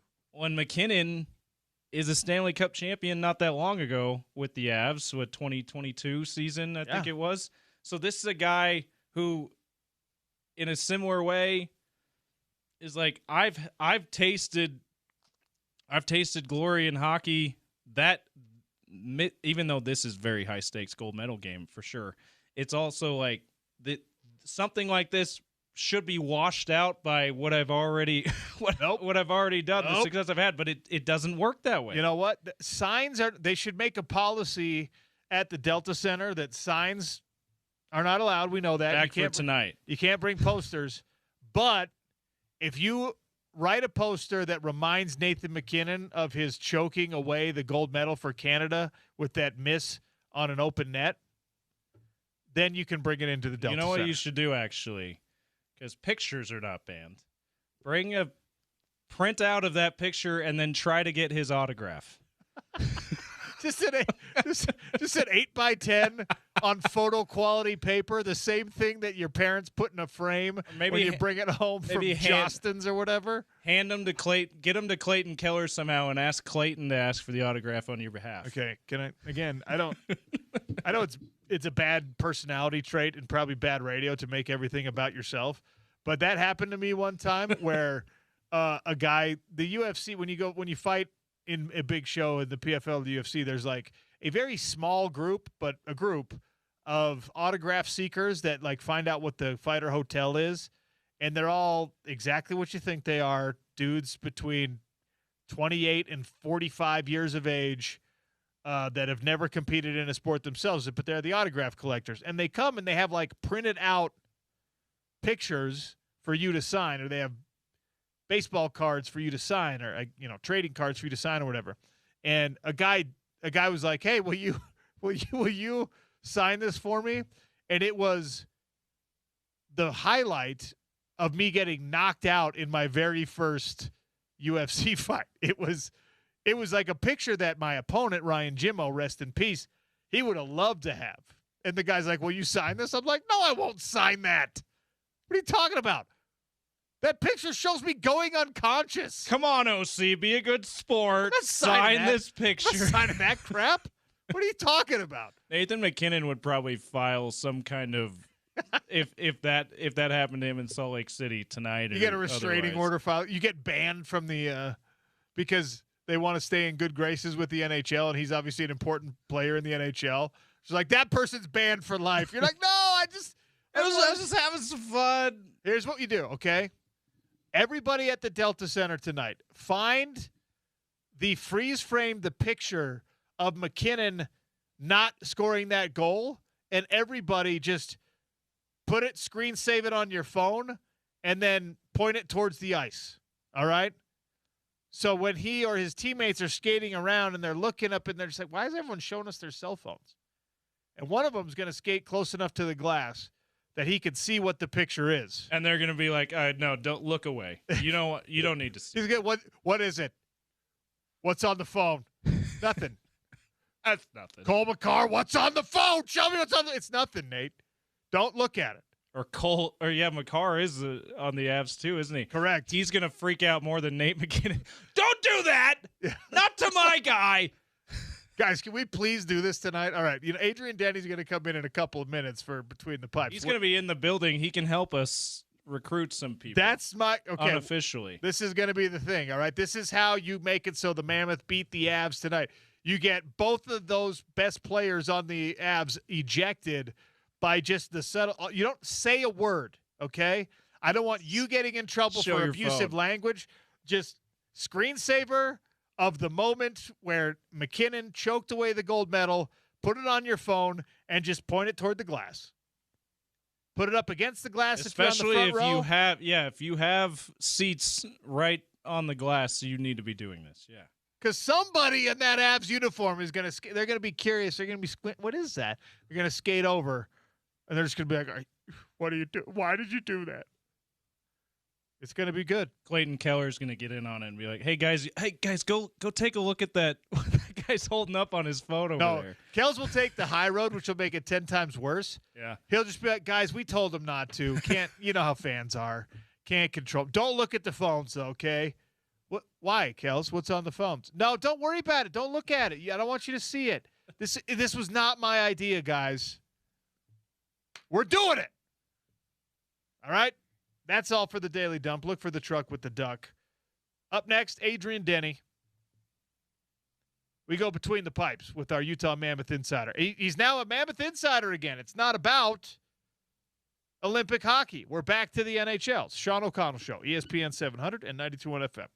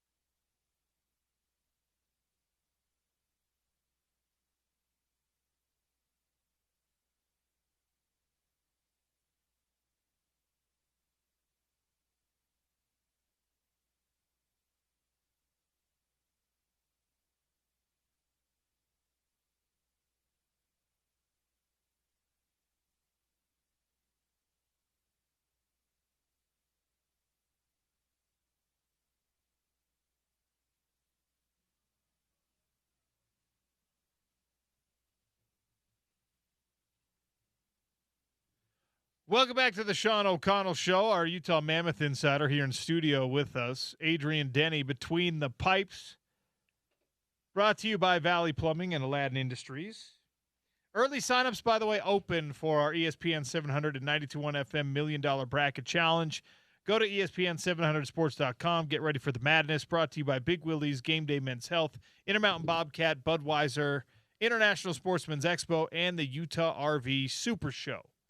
Adrian, good to see you again. How are you? Great to be back, OC. How's it going, man? I feel great. I feel like we are collectively, we are gold medalists in hockey because Team USA brought that back for our entire country. So I'm going to unjustifiably be gloating about that for the next 4 years. I think that's fair. Okay, good. 4 years to celebrate it. How great's that? First gold medal at the Olympics in men's ice hockey in 46 years. I think that's a rare thing, OC, that both you and I can say. Last time that happened, we weren't born. Yeah.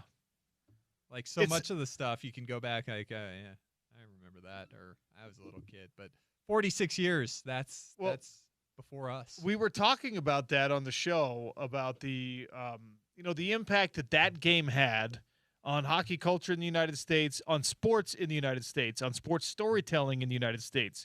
Like, the highlight is played ad nauseum over and over and over again. Al Michaels wishes he had royalties on that sound because he'd be a billionaire off of how many times that's been a part of some package. And, of course, there was a major motion picture made about it. Mike Eruzione and some of those guys still get speaking engagements because they were involved with the Miracle on Ice. But from an American sports culture standpoint, even if you weren't alive for the moment, you know how significant it was. It has been told to you. There's been books written about it. And now we have that inflection point, but it's actually a memory. It's actually something that anyone 46 years and younger knows what happened. We'll remember where we were. I will never forget where I was and who I was with when this gold medal happened, when that overtime goal went in. And my 6-year-old daughter who was watching with me, I hope she never forgets that either. Such a cool thing. And if 1980 had that big of an impact on American sport, what is 2026 going to do?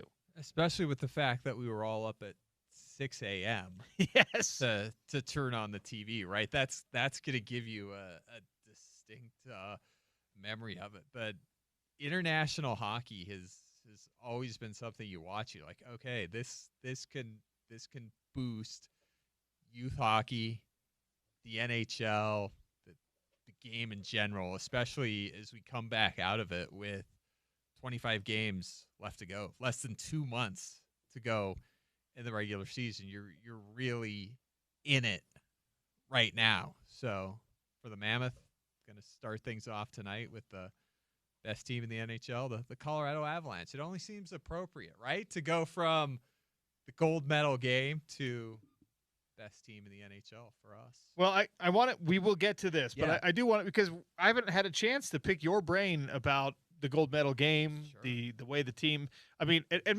more specifically, most especially, the way that Connor Hellebuck stood on his head in the crease and saved 41 shots against not just like the Colorado Avalanche, which, by the way, that would be incredibly impressive, but with an absolute who's who of Canadian superstars, which, of course, are NHL superstars. I mean, one of the best individual teams ever assembled in the history of hockey, and he, without a ton of support for, 60 minutes of that game, probably not that long, 40 minutes of that game, he managed to shake the reputation of can he win the big one completely off and win the biggest one there is. Sidney Crosby said it at the start of the Olympics, like being a Canadian and being on the Canadian Olympic team, it's a responsibility to win the gold medal. And Connor Hellebuck making 41 saves in that game. I once had a coach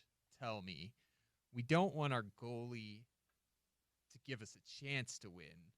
We want to be the reason that we win is because of our goaltending. You can have goalies steal games, and Hellebuck making 41 saves there. The story kind of going into the Olympics was, would the Canadian goaltending situation be a liability, and you leave seeing that the goaltending situation for Team USA was a huge advantage. Like it wasn't just the 41 saves, but the breakaways that he stopped. Like it was key saves at key moments is something that you talk about in hockey, and Hellebuck was right there. That golden save that is now, the overhead shot of just how crazy that save was and the desperation of getting the stick back behind him to stop that goal there. I mean, there's been some iconic sports photographs, the Muhammad Ali standing over the knocked out opponent kind of thing. That's going to go up there, at least from the modern standpoint. Along with Jack Hughes with the flag 100% draped around him with his teeth missing. Whatever happened there. Pretty cool to see. Pretty cool to see that moment. It was a great day. It's like, for me, summing it up is it was a great day to be an American. Well, and maybe the most patriotic and tear-jerking moment of the whole thing was, of course, when they go to center ice to pose for the team photo, and a couple guys skate up into the stands and bring Johnny Hockey's children, his 3-year-old daughter, his 2-year-old son, who happened to be his second birthday, I think, on the gold medal day, and, hold up the sweater and have those kids in there. It's not something that they have to do. It's not something that it did not seem to come from like a hanger-on or some type of like Olympic liaison or some marketing specialist. It looked very much like that's what the guys felt they needed to do to help honor that family, make them feel included.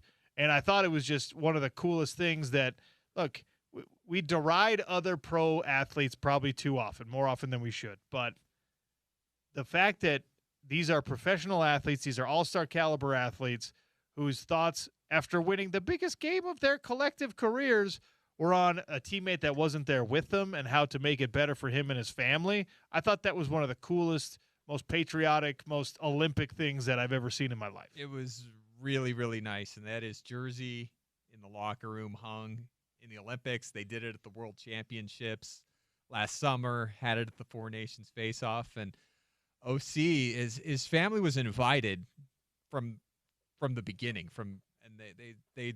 They're very modest, kind people, and they didn't go. And then as things started to heat up, they said we got to be there, and they got there. So that was great, and you just can't but ache for their family. 2 sons lost on a bike ride the weekend before their sister's wedding, going home from the rehearsal dinner. Crazy. Oh my goodness. So those guys loved Johnny and his dad, typical hockey dad, a coach. Like they feel it, and it was really, really nice. And you saw equal respect from the Canadians on the ice at the same time.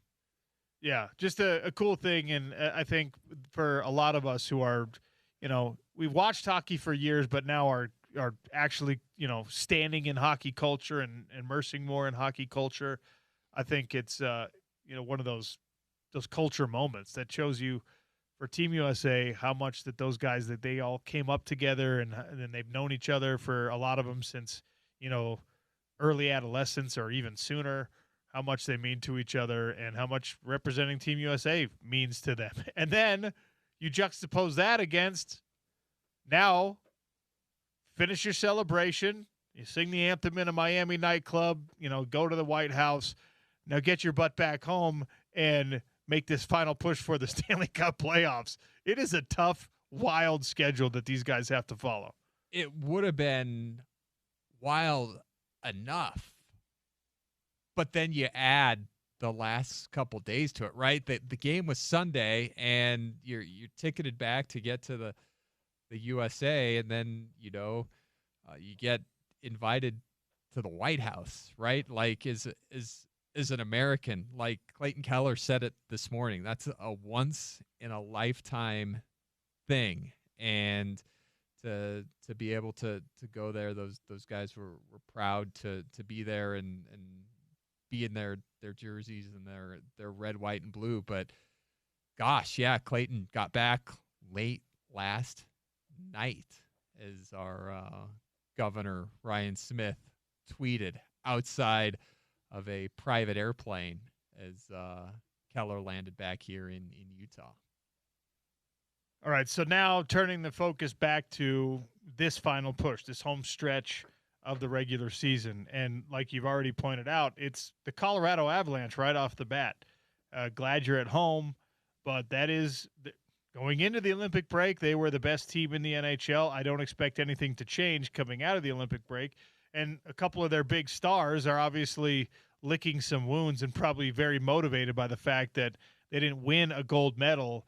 But a Stanley Cup would, of course, take the sting off that for guys like McKinnon and Makar. Yeah, you get the impression from several years of watching them that they don't handle losing well, which for them and for the Avs and their fans, that's a good thing. Maybe one of the bigger storylines tonight, OC, and I think we're kind of getting to this spot where you're realizing, okay, they're going to play, especially gauging off of what just happened at their morning skate at the Delta Center in terms of who was on the ice and amount of players you can dress, etc. But Jared Bednar, the head coach of the Avs, maybe kind of planting the seed on Sunday. Not sure of who of their 4 players who played in the gold medal game would be in the lineup tonight. And then we started to hear, at practice on Sunday, that maybe they've got a back-to-back. They're playing Minnesota at home tomorrow. Do those 4 guys, do all of them not play tonight? Nathan McKinnon, Cale Makar, Devon Taves, and Brock Nelson, the one representative from Team USA. And then their head coach, Jared Bednar, said yesterday, those guys will be with us in Salt Lake for the game, which is tonight. And but they're traveling separately, which is kind of odd. They weren't at the morning skate this morning. They'll be joining the team this afternoon, it sounds like. But based off their morning skate numbers, it looks like at least 3 of those 4 guys will play in the game tonight. So you know how hockey is. You keep it close to the vest. Game time decisions kind of usually mean that they'll play. So at least 3 of the 4, it sounds like, from those guys will be in the lineup. Not a complete night off for them, but they do have a big game tomorrow with Minnesota too at home, who's only 5 points in back of them in second place in the Central. Should we anticipate Logan Cooley having a nearly full shift tonight? Head coach Andre Cherney, after morning skate, said there's lots of game time decisions. As we've watched practice over the last week, he's been a full participant, him and Alexander Kerfoot. So if you gauge that, you see how he's looked, which has been great, and just kind of how things have transpired in the timetable that Bill Armstrong has given us as we've gone throughout the process of over 2.5 months without Logan Cooley. I think I think if you've watched him practice and play, if all goes well, no setbacks, it has sounded like he'll be playing tonight, though Bear did say some game time decisions. Again, hockey keeping it close to the vest, but he's looked good. He's looked ready to roll. As a general rule of thumb, how long should the reintegration process actually take before? I mean, it's mid-season, but he's missed a lot of the season, so you can't expect him to be in mid-season form right now to callous himself back to NHL hockey. How long does that process generally take?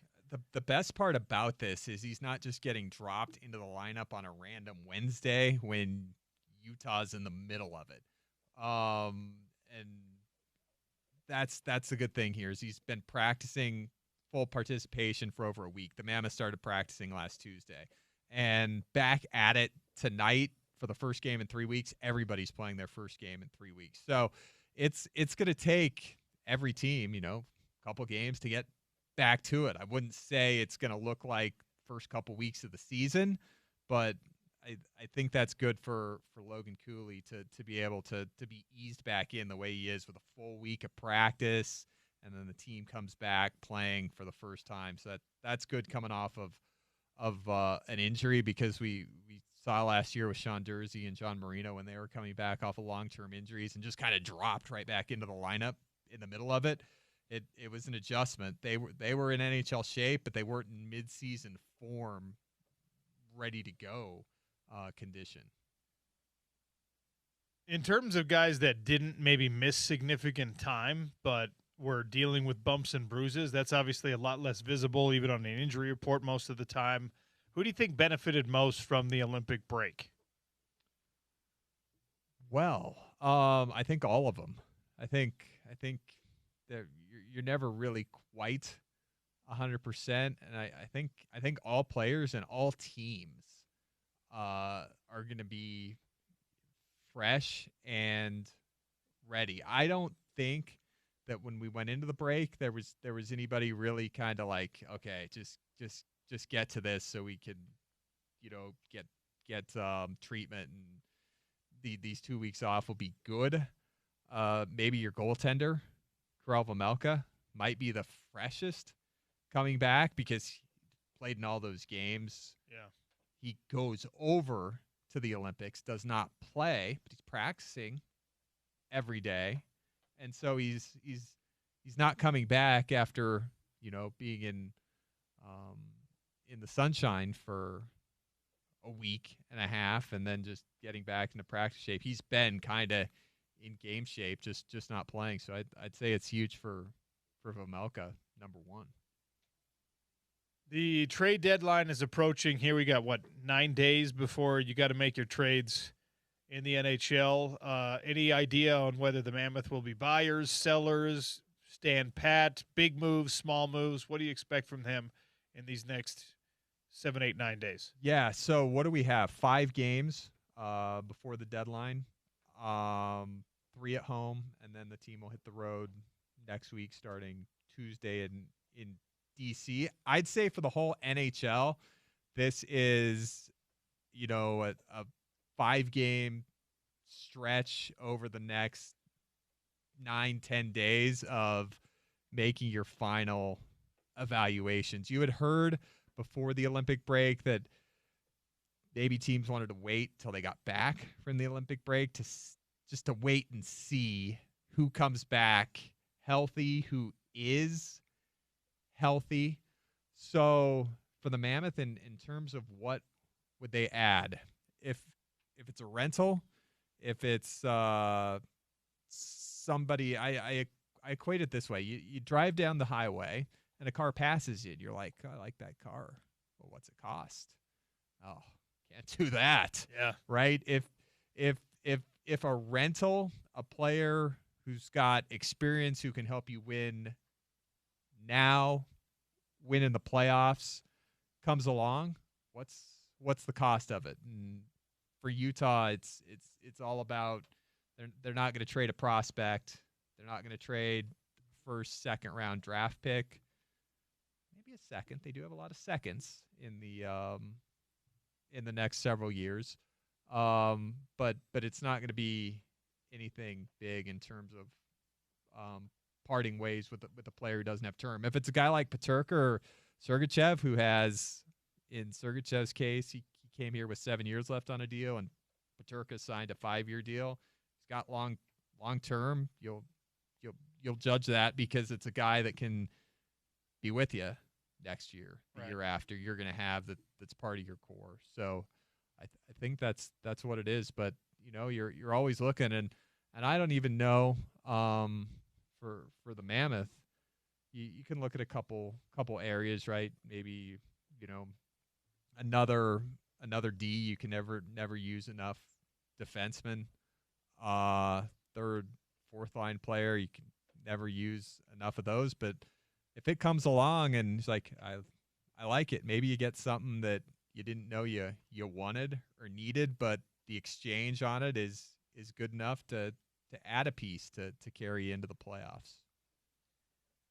You mentioned 5 games before the trade deadline. The next 3 for the Mammoth are at home: Colorado, Minnesota, Chicago. So all divisional opponents, and 2 of those are 2 of the best teams in the NHL. What kind of point results do you think this team can realistically grab in these next 3? I think if you were making a schedule from scratch and you had to say, when are we going to play the Colorado Avalanche this season? I think the first place you put them is the first game after the Olympic break, knowing that you've got 8 players coming out of the Olympics, 4 of them who play in the gold medal game. I think it's a good time to play Colorado at home. So you got that. You got Minnesota, who's coming from Colorado. They play there tomorrow, so they're going to be on a back-to-back. Wild have won 5 in a row, so they were good going into the break. And then you got Chicago Sunday at 2, team that's kind of dropped out of playoff contention. You'd like to say 3-0, right? That'd give us another nice homestand. You got a 4-0 homestand. You got a 5-0-1 homestand. You're 2-1 currently on this homestand that went into the break with 3 games left. You know me, I'm conservative. I don't take chances. I'm always prepared with an umbrella. I play it safe. For me, probably like 4 or 5 points easy. How vanilla, how boring is that answer? But 4 or 5 points out of 6, if you take 2 out of 3 in stretches like this throughout the year, you're in a good spot. Can we go 3-0? I think they can too. I think they could. I wouldn't be surprised if the Mammoth come out, beat Colorado. You got Minnesota on a back-to-back, and then you come out on Sunday and pound Chicago. Something I have to say that I like about the NHL and the fact that the players in the last collective bargaining agreement really wanted to make sure that Olympic participation was a thing. Mikko Rantanen gets hurt, and Sidney Crosby gets hurt in the Olympics. That's something that, fairly or unfairly, I'm projecting it onto the NBA, and I'm like, great, now they're never going to play in the Olympics again.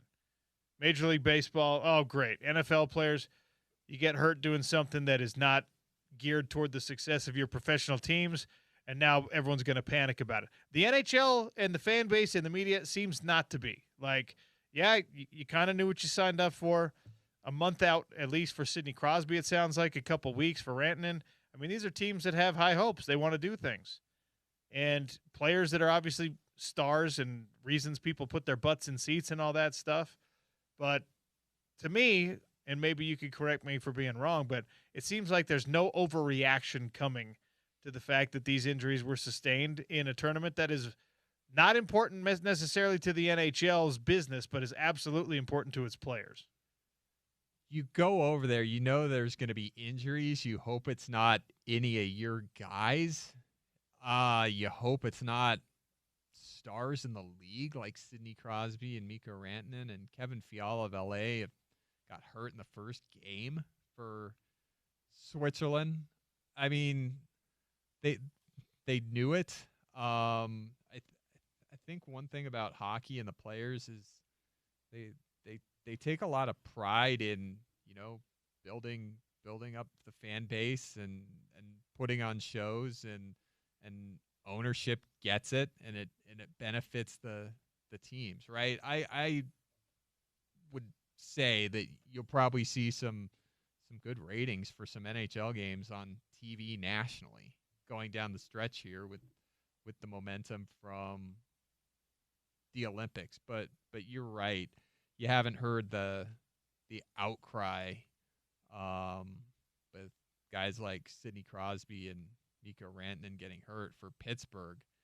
They're where they are and not where we thought they were going to be. And so now they're without Sid for 4 weeks here. You hope they keep winning, but because that would be too bad, especially at this point in his career, for him to have a chance to get back in the playoffs and not be there. But I think the greater good, everybody sees this as a win.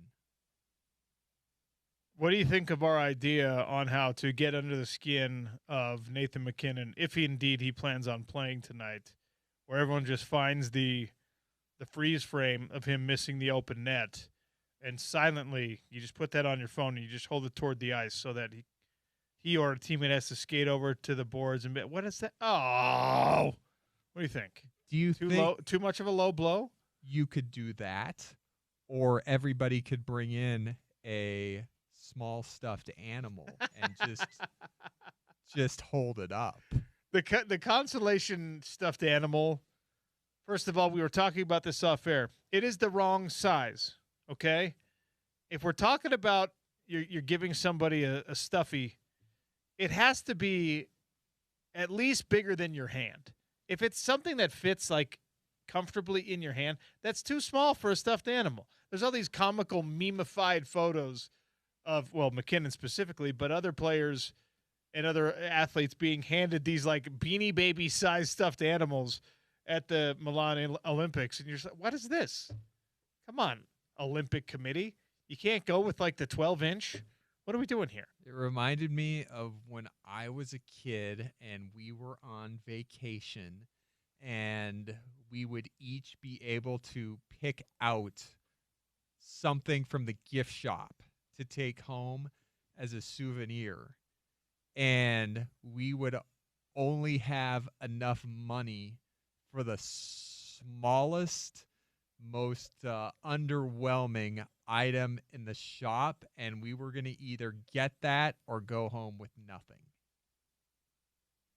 So we'd get it. Yeah, it sounds like now the bargain hunter in me was born at zoo gift shops when I was a very small child, okay? The Minnesota Zoo, the Como Park Zoo were both favorites of mine when I was like 6, right? And same thing, it's like, all right, begrudgingly, if you want to pick something out, it's in like the $2 shelf category, right? But back in those days, you know the little squeezy stick, it has like the trigger on the bottom, and then there's a stick and there's an animal at the top that's mouth opens. Yeah. Those were actually cheap. Yeah.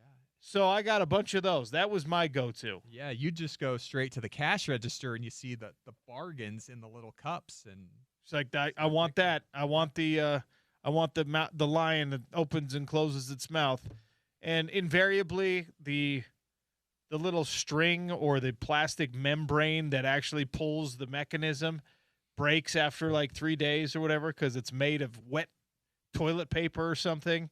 I don't know why they can't just manufacture that with some fishing line for us little kids, but man, loved those things back in the day. Don't go with the smallest stuffy ever. Let this be a public service announcement and an official stance of the Sean O'Connell Show. We don't like AI, all right? And we don't like the cheapest, smallest stuffy in the gift shop. and it was just a bad time. There's stuff that happens, and it's just not a good time. Could those not have been the welcome gift? Could those Also, not have been in the gift bag you get when you check in to the Olympic Village? Did those come in late? Were they shipped in late from Taiwan, or what happened here? Also, Did they have extras, like just Who- trying to get rid of them? who decided that the sequence of when you would actually be handing them to the athletes was medal first and then the stuffed animal? Like the stuffed animal was the grand finale. It's like, and to be the guy that goes through and shakes hands, like the first person hangs the medal over your neck. If it's a silver medal in your cannon, you're disappointed. Ignominious honor, I suppose. Just like, oh yeah, sorry, here's your silver medal. But then to be the next guy who goes through the line with a bin full of tiny stuffed animals and demands a handshake. Here's this handshake. All the players are like, what? Get away from me!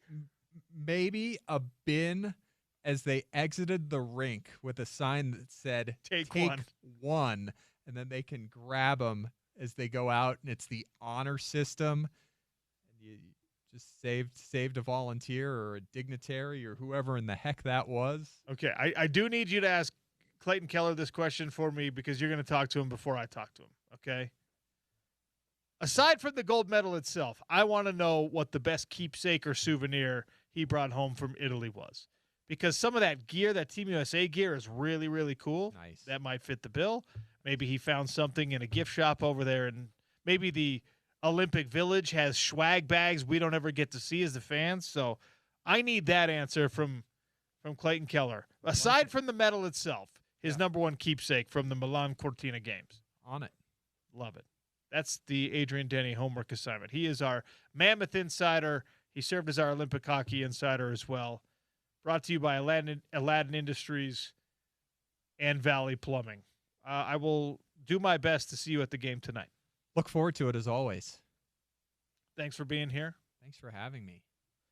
All right, a couple more things to get to, and then some crosstalk. Sean O'Connell Show on ESPN 700 and 92.1 FM.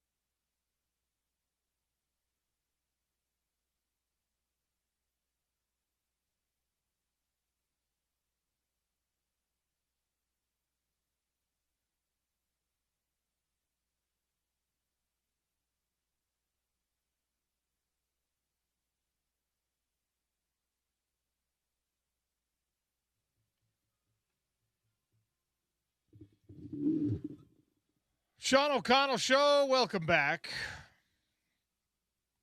It's ESPN 792.1 FM. We got Crosstalk with Spence Checketts coming up shortly. There's a hidden benefit to having this television in studio, that it calls attention to things that you might not be thinking about otherwise. And there's on ESPN and on the ESPN website right now, you don't always see Kobe Bryant. He's unfortunately been deceased for a while now, and he's not a member of an NBA roster at this time. He's not in the front office anywhere, but there's some front page stuff about the Nike story about Kobe Bryant and the Black Mamba mentality and the branding and the stuff that they decided to use as kind of their Kobe Bryant marketing campaign. And I love stuff like that. I like the Matt Damon movie, the Ben Affleck Matt Damon movie they did on the Nike Air, the Michael Jordan, kind of saving Nike, or at least putting Nike on a new map. And the fact that they didn't have Michael Jordan or even show Michael Jordan in that, and it still ended up being a really interesting movie. I was a big fan of that.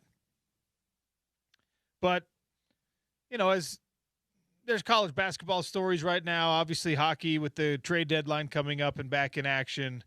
And I'm sure ESPN has some other motive as to, why they're doing it right now. But some really interesting stuff about, like how you come up with Black Mamba. And the long and short of it is, there was some braided sleeving on the shoe, and he said, "Oh, that looks like a snake." A Nike executive said, "That looks like a snake," and that looks like a black snake. And okay, now we're going to do this. We're going to do Black Mamba, and the idea that like the chicken or the egg of like, well, did Kobe Bryant decide that he was the Black Mamba, and now you're going to build a Nike brand around him, or did Nike decide, oh, I'm the Black Mamba, or you're the Black Mamba, and this is the Black Mamba shoe? And I honestly, I'm not the biggest like Kobe lorist or insider out there. I didn't know that Black Mamba came from a shoe design, like a braided nylon backing on a shoe. I didn't know that was the origin of something that ended up being synonymous with one of the best players in the history of the game. Like Michael Jordan's nickname, Air and Air Jordan, obviously was something that tied in very closely with Nike. I was not aware that the same thing was true of Kobe Bryant and his Black Mamba branding. Yeah, I remember it being different. I haven't heard this part of the story before. I remember it differently, like he started calling himself the Black Mamba, but maybe that was just a total misnomer. Maybe he started calling himself the Black Mamba because Nike said, we think we could call this the Black Mamba shoe. I don't know. And I always thought Air came before the Jordan brand came, but maybe that came because of Nike too. I don't know. Well, I think Air Jordan was something that got strengthened by the Nike Air soles and things like that. Yeah. And so again, they became, so you couldn't extricate Michael Jordan from Nike and from the Jordan brand. I mean, still, now you can't, right? But even during his playing career, it was a thing that if you were said, okay, chicken or egg, what came first? Nike and Michael Jordan, or Air and Jordan? Like, who gave him that nickname? Where'd that nickname come from? Unless you knew Michael Jordan when he was in high school, you probably have no idea whether point. Nike gave it to him or he gave it to Nike, right? And in the Kobe Bryant case, I mean, it's a really interesting story. They're talking about how they were trying to use this material, this Tech Flex material, to make a basketball shoe with no laces on it, and that this braided nylon material that you see on airplanes was something that, excuse me, that is like a liner for hoses and things like that. They tried to put it on a shoe, and the executive was like, well, that looks like snake skin. That looks like a snake. And he goes home and is like, okay, what's a cool looking black snake? Oh, Black Mamba. And that's where it started, according to Nike, at least. Now, Kobe and Kobe's estate and Kobe's friends might be like, no. We were calling him Mamba mentality and Black Mamba long before. But the fact that now, it's intertwined so aggressively. One that they're showing on NBA Today on That's ESPN, they're showing the original shoe was meant for, the brand was meant for Michael Jordan initially. They're showing the shoe with that same material you're talking about, with the number 23 at the top on the tongue of the shoe. And so they were trying to brand Michael Jordan at the end, the Black Mamba. They pitched Black Mamba to Michael Jordan. And he must have, I'll have to read, you're probably reading the story now, he must have said, no, I'm not into that or something. And then they were like, well, let's present Kobe with this. Let's present this to Kobe. How fascinating is that? At first, let's present this to the guy who wants to be like, who wants to trick us into thinking he's Michael Jordan. He'll love it. Oh man, what a cool thing. Go check it out, or I guess turn on your television if you want to hear the full story, but it's also at ESPN. Kobe Bryant and the Secret History of the Black Mamba is the name of the story on ESPN.com. Baxter Holmes, the author. That's a cool story. And it changes my opinion of the nickname. I didn't like it very much because, number one, I never liked Kobe. Number two, I thought he gave it to himself, and I thought, that's lame. You're giving yourself a nickname like that, but maybe Nike gave it to him, so that changes how I feel about it. Well, and now it's actually more like Michael Jordan gave Kobe Bryant that nickname. Yeah. Because they were like, hey, we want you to market the Black Mamba shoe, and he deferred. Yeah. And passed it off to Kobe. That's a way better origin story for a nickname than just one day he's like, I'm the Black Mamba. Everybody call me that. Also, in the article, something I did not know. You know, it's illegal to have a Black Mamba in the United States. Is it really? You can't bring him into the country. Did Kobe have trouble in customs? Just kidding. Coming back through the airport, sorry, sir. You're a Black Mamba. You're too dangerous. We can't have you in the United States. Fascinating stuff. All right. We'll take a quick one here. We'll come back. A little crosstalk with Spence Checketts. It's the Sean O'Connell Show, closing out next on ESPN 700 and 92.1 FM.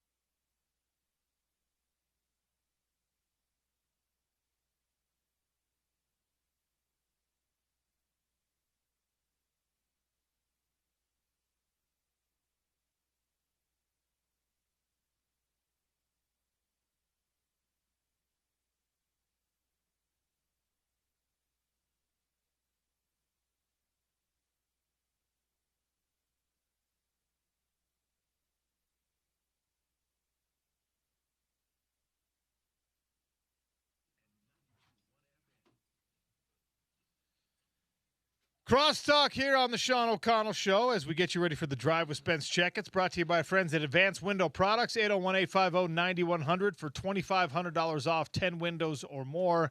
Windows that are measured, made, manufactured, installed, and warranted right here in Salt Lake City. AdvancedWindows.com. Spence Checketts here in studio with us. Hi, Spence. It's so fun. Excuse me. It's so funny how. So we got Rocky and Duke in the house. We really need a dog cam for our YouTube channel. We need a dog cam. So Duke will kind of brush across the leg, and then Rocky, it's like being hit by a linebacker. You have to keep your knees bent. Yeah. Or he will take you out. Yeah, like I can tell. I don't even have to look down. I'm like, oh, that's Duke. Oh. Yeah. He's a bit of a bull in a china shop, my 1-year-old. Yeah, Duke is about to learn a hard lesson, I think. But I do think we need a dog cam because this is rather entertaining. It's great stuff.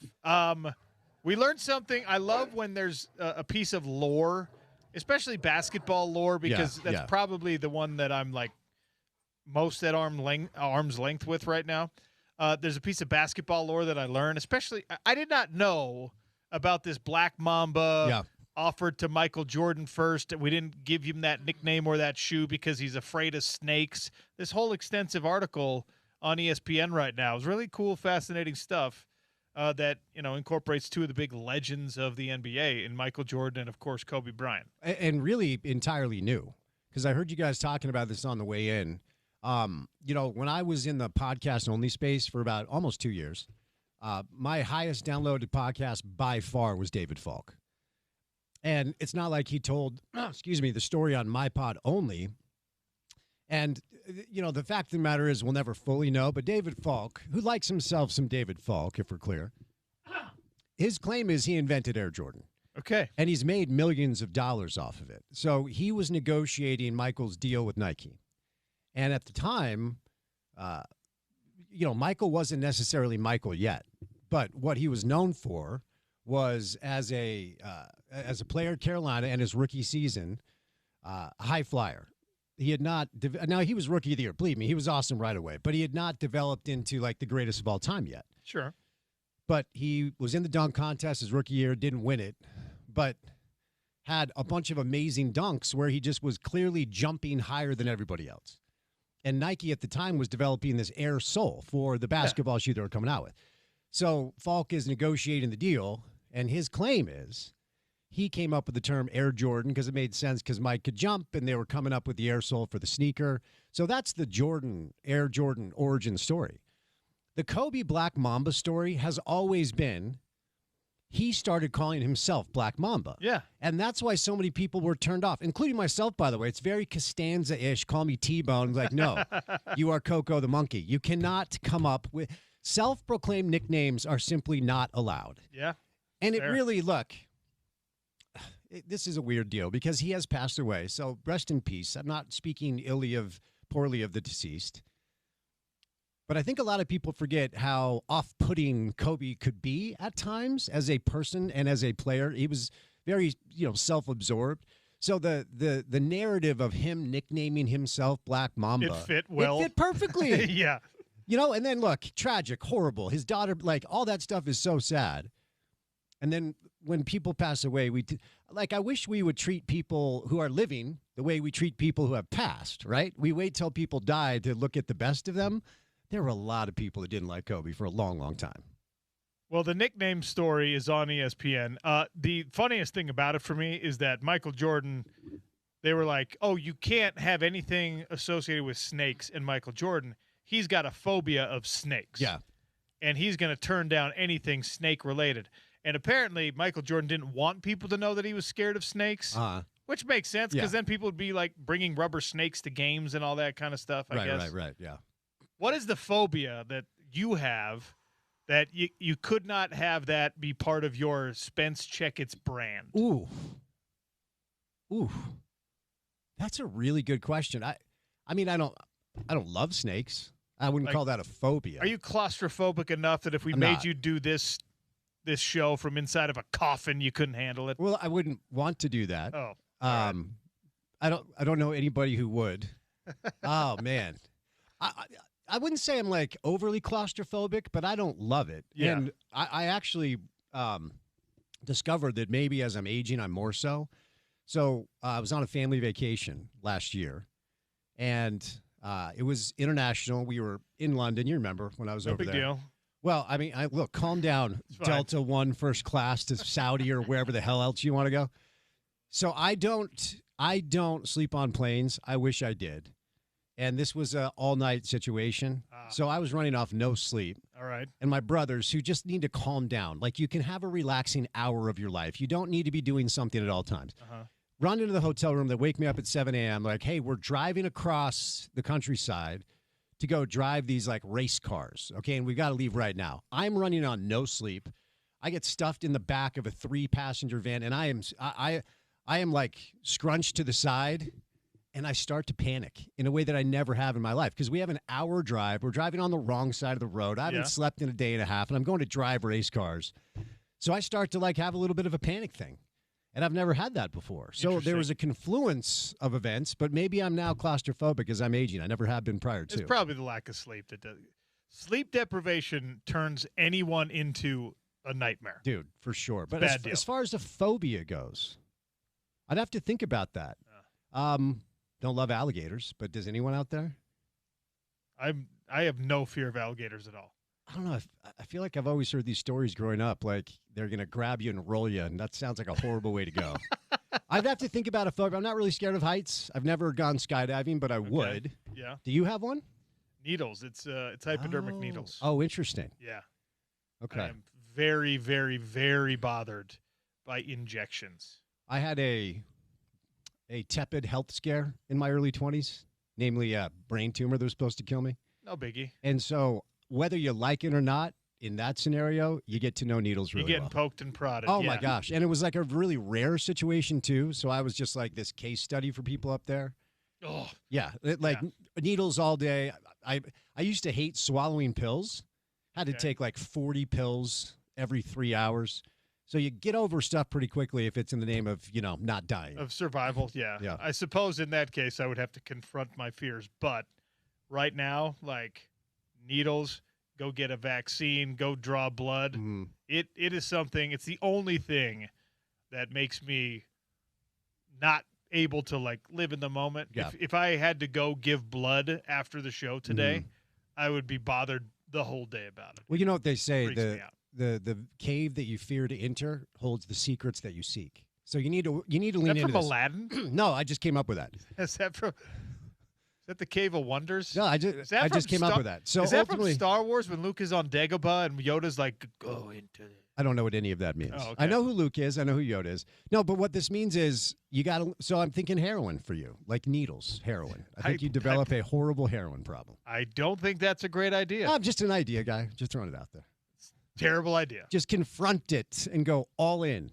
Don't do that. We're in the drive now, which is why I don't have to throw out a disclaimer that is the that's the antithesis of our opinions on the Sean O'Connell show. Well, I feel like all of us at ESPN 700 can agree that let's not do heroin. Any of us? Okay. I think that's probably the official company stance. Yeah. I mean, I'm not speaking for the company. The views expressed by Spence Checketts are not those of the Sean O'Connell show or a Broadway media. But that one is probably universally accepted. Yeah, we moved into the space where love isn't real, but we all can agree that nobody should do drugs. Everybody say no. How about that? Okay. All right. Stay tuned for the drive. Thanks for listening to the Sean O'Connell show. We'll do it again tomorrow. It's ESPN 700 and 92.1 FM.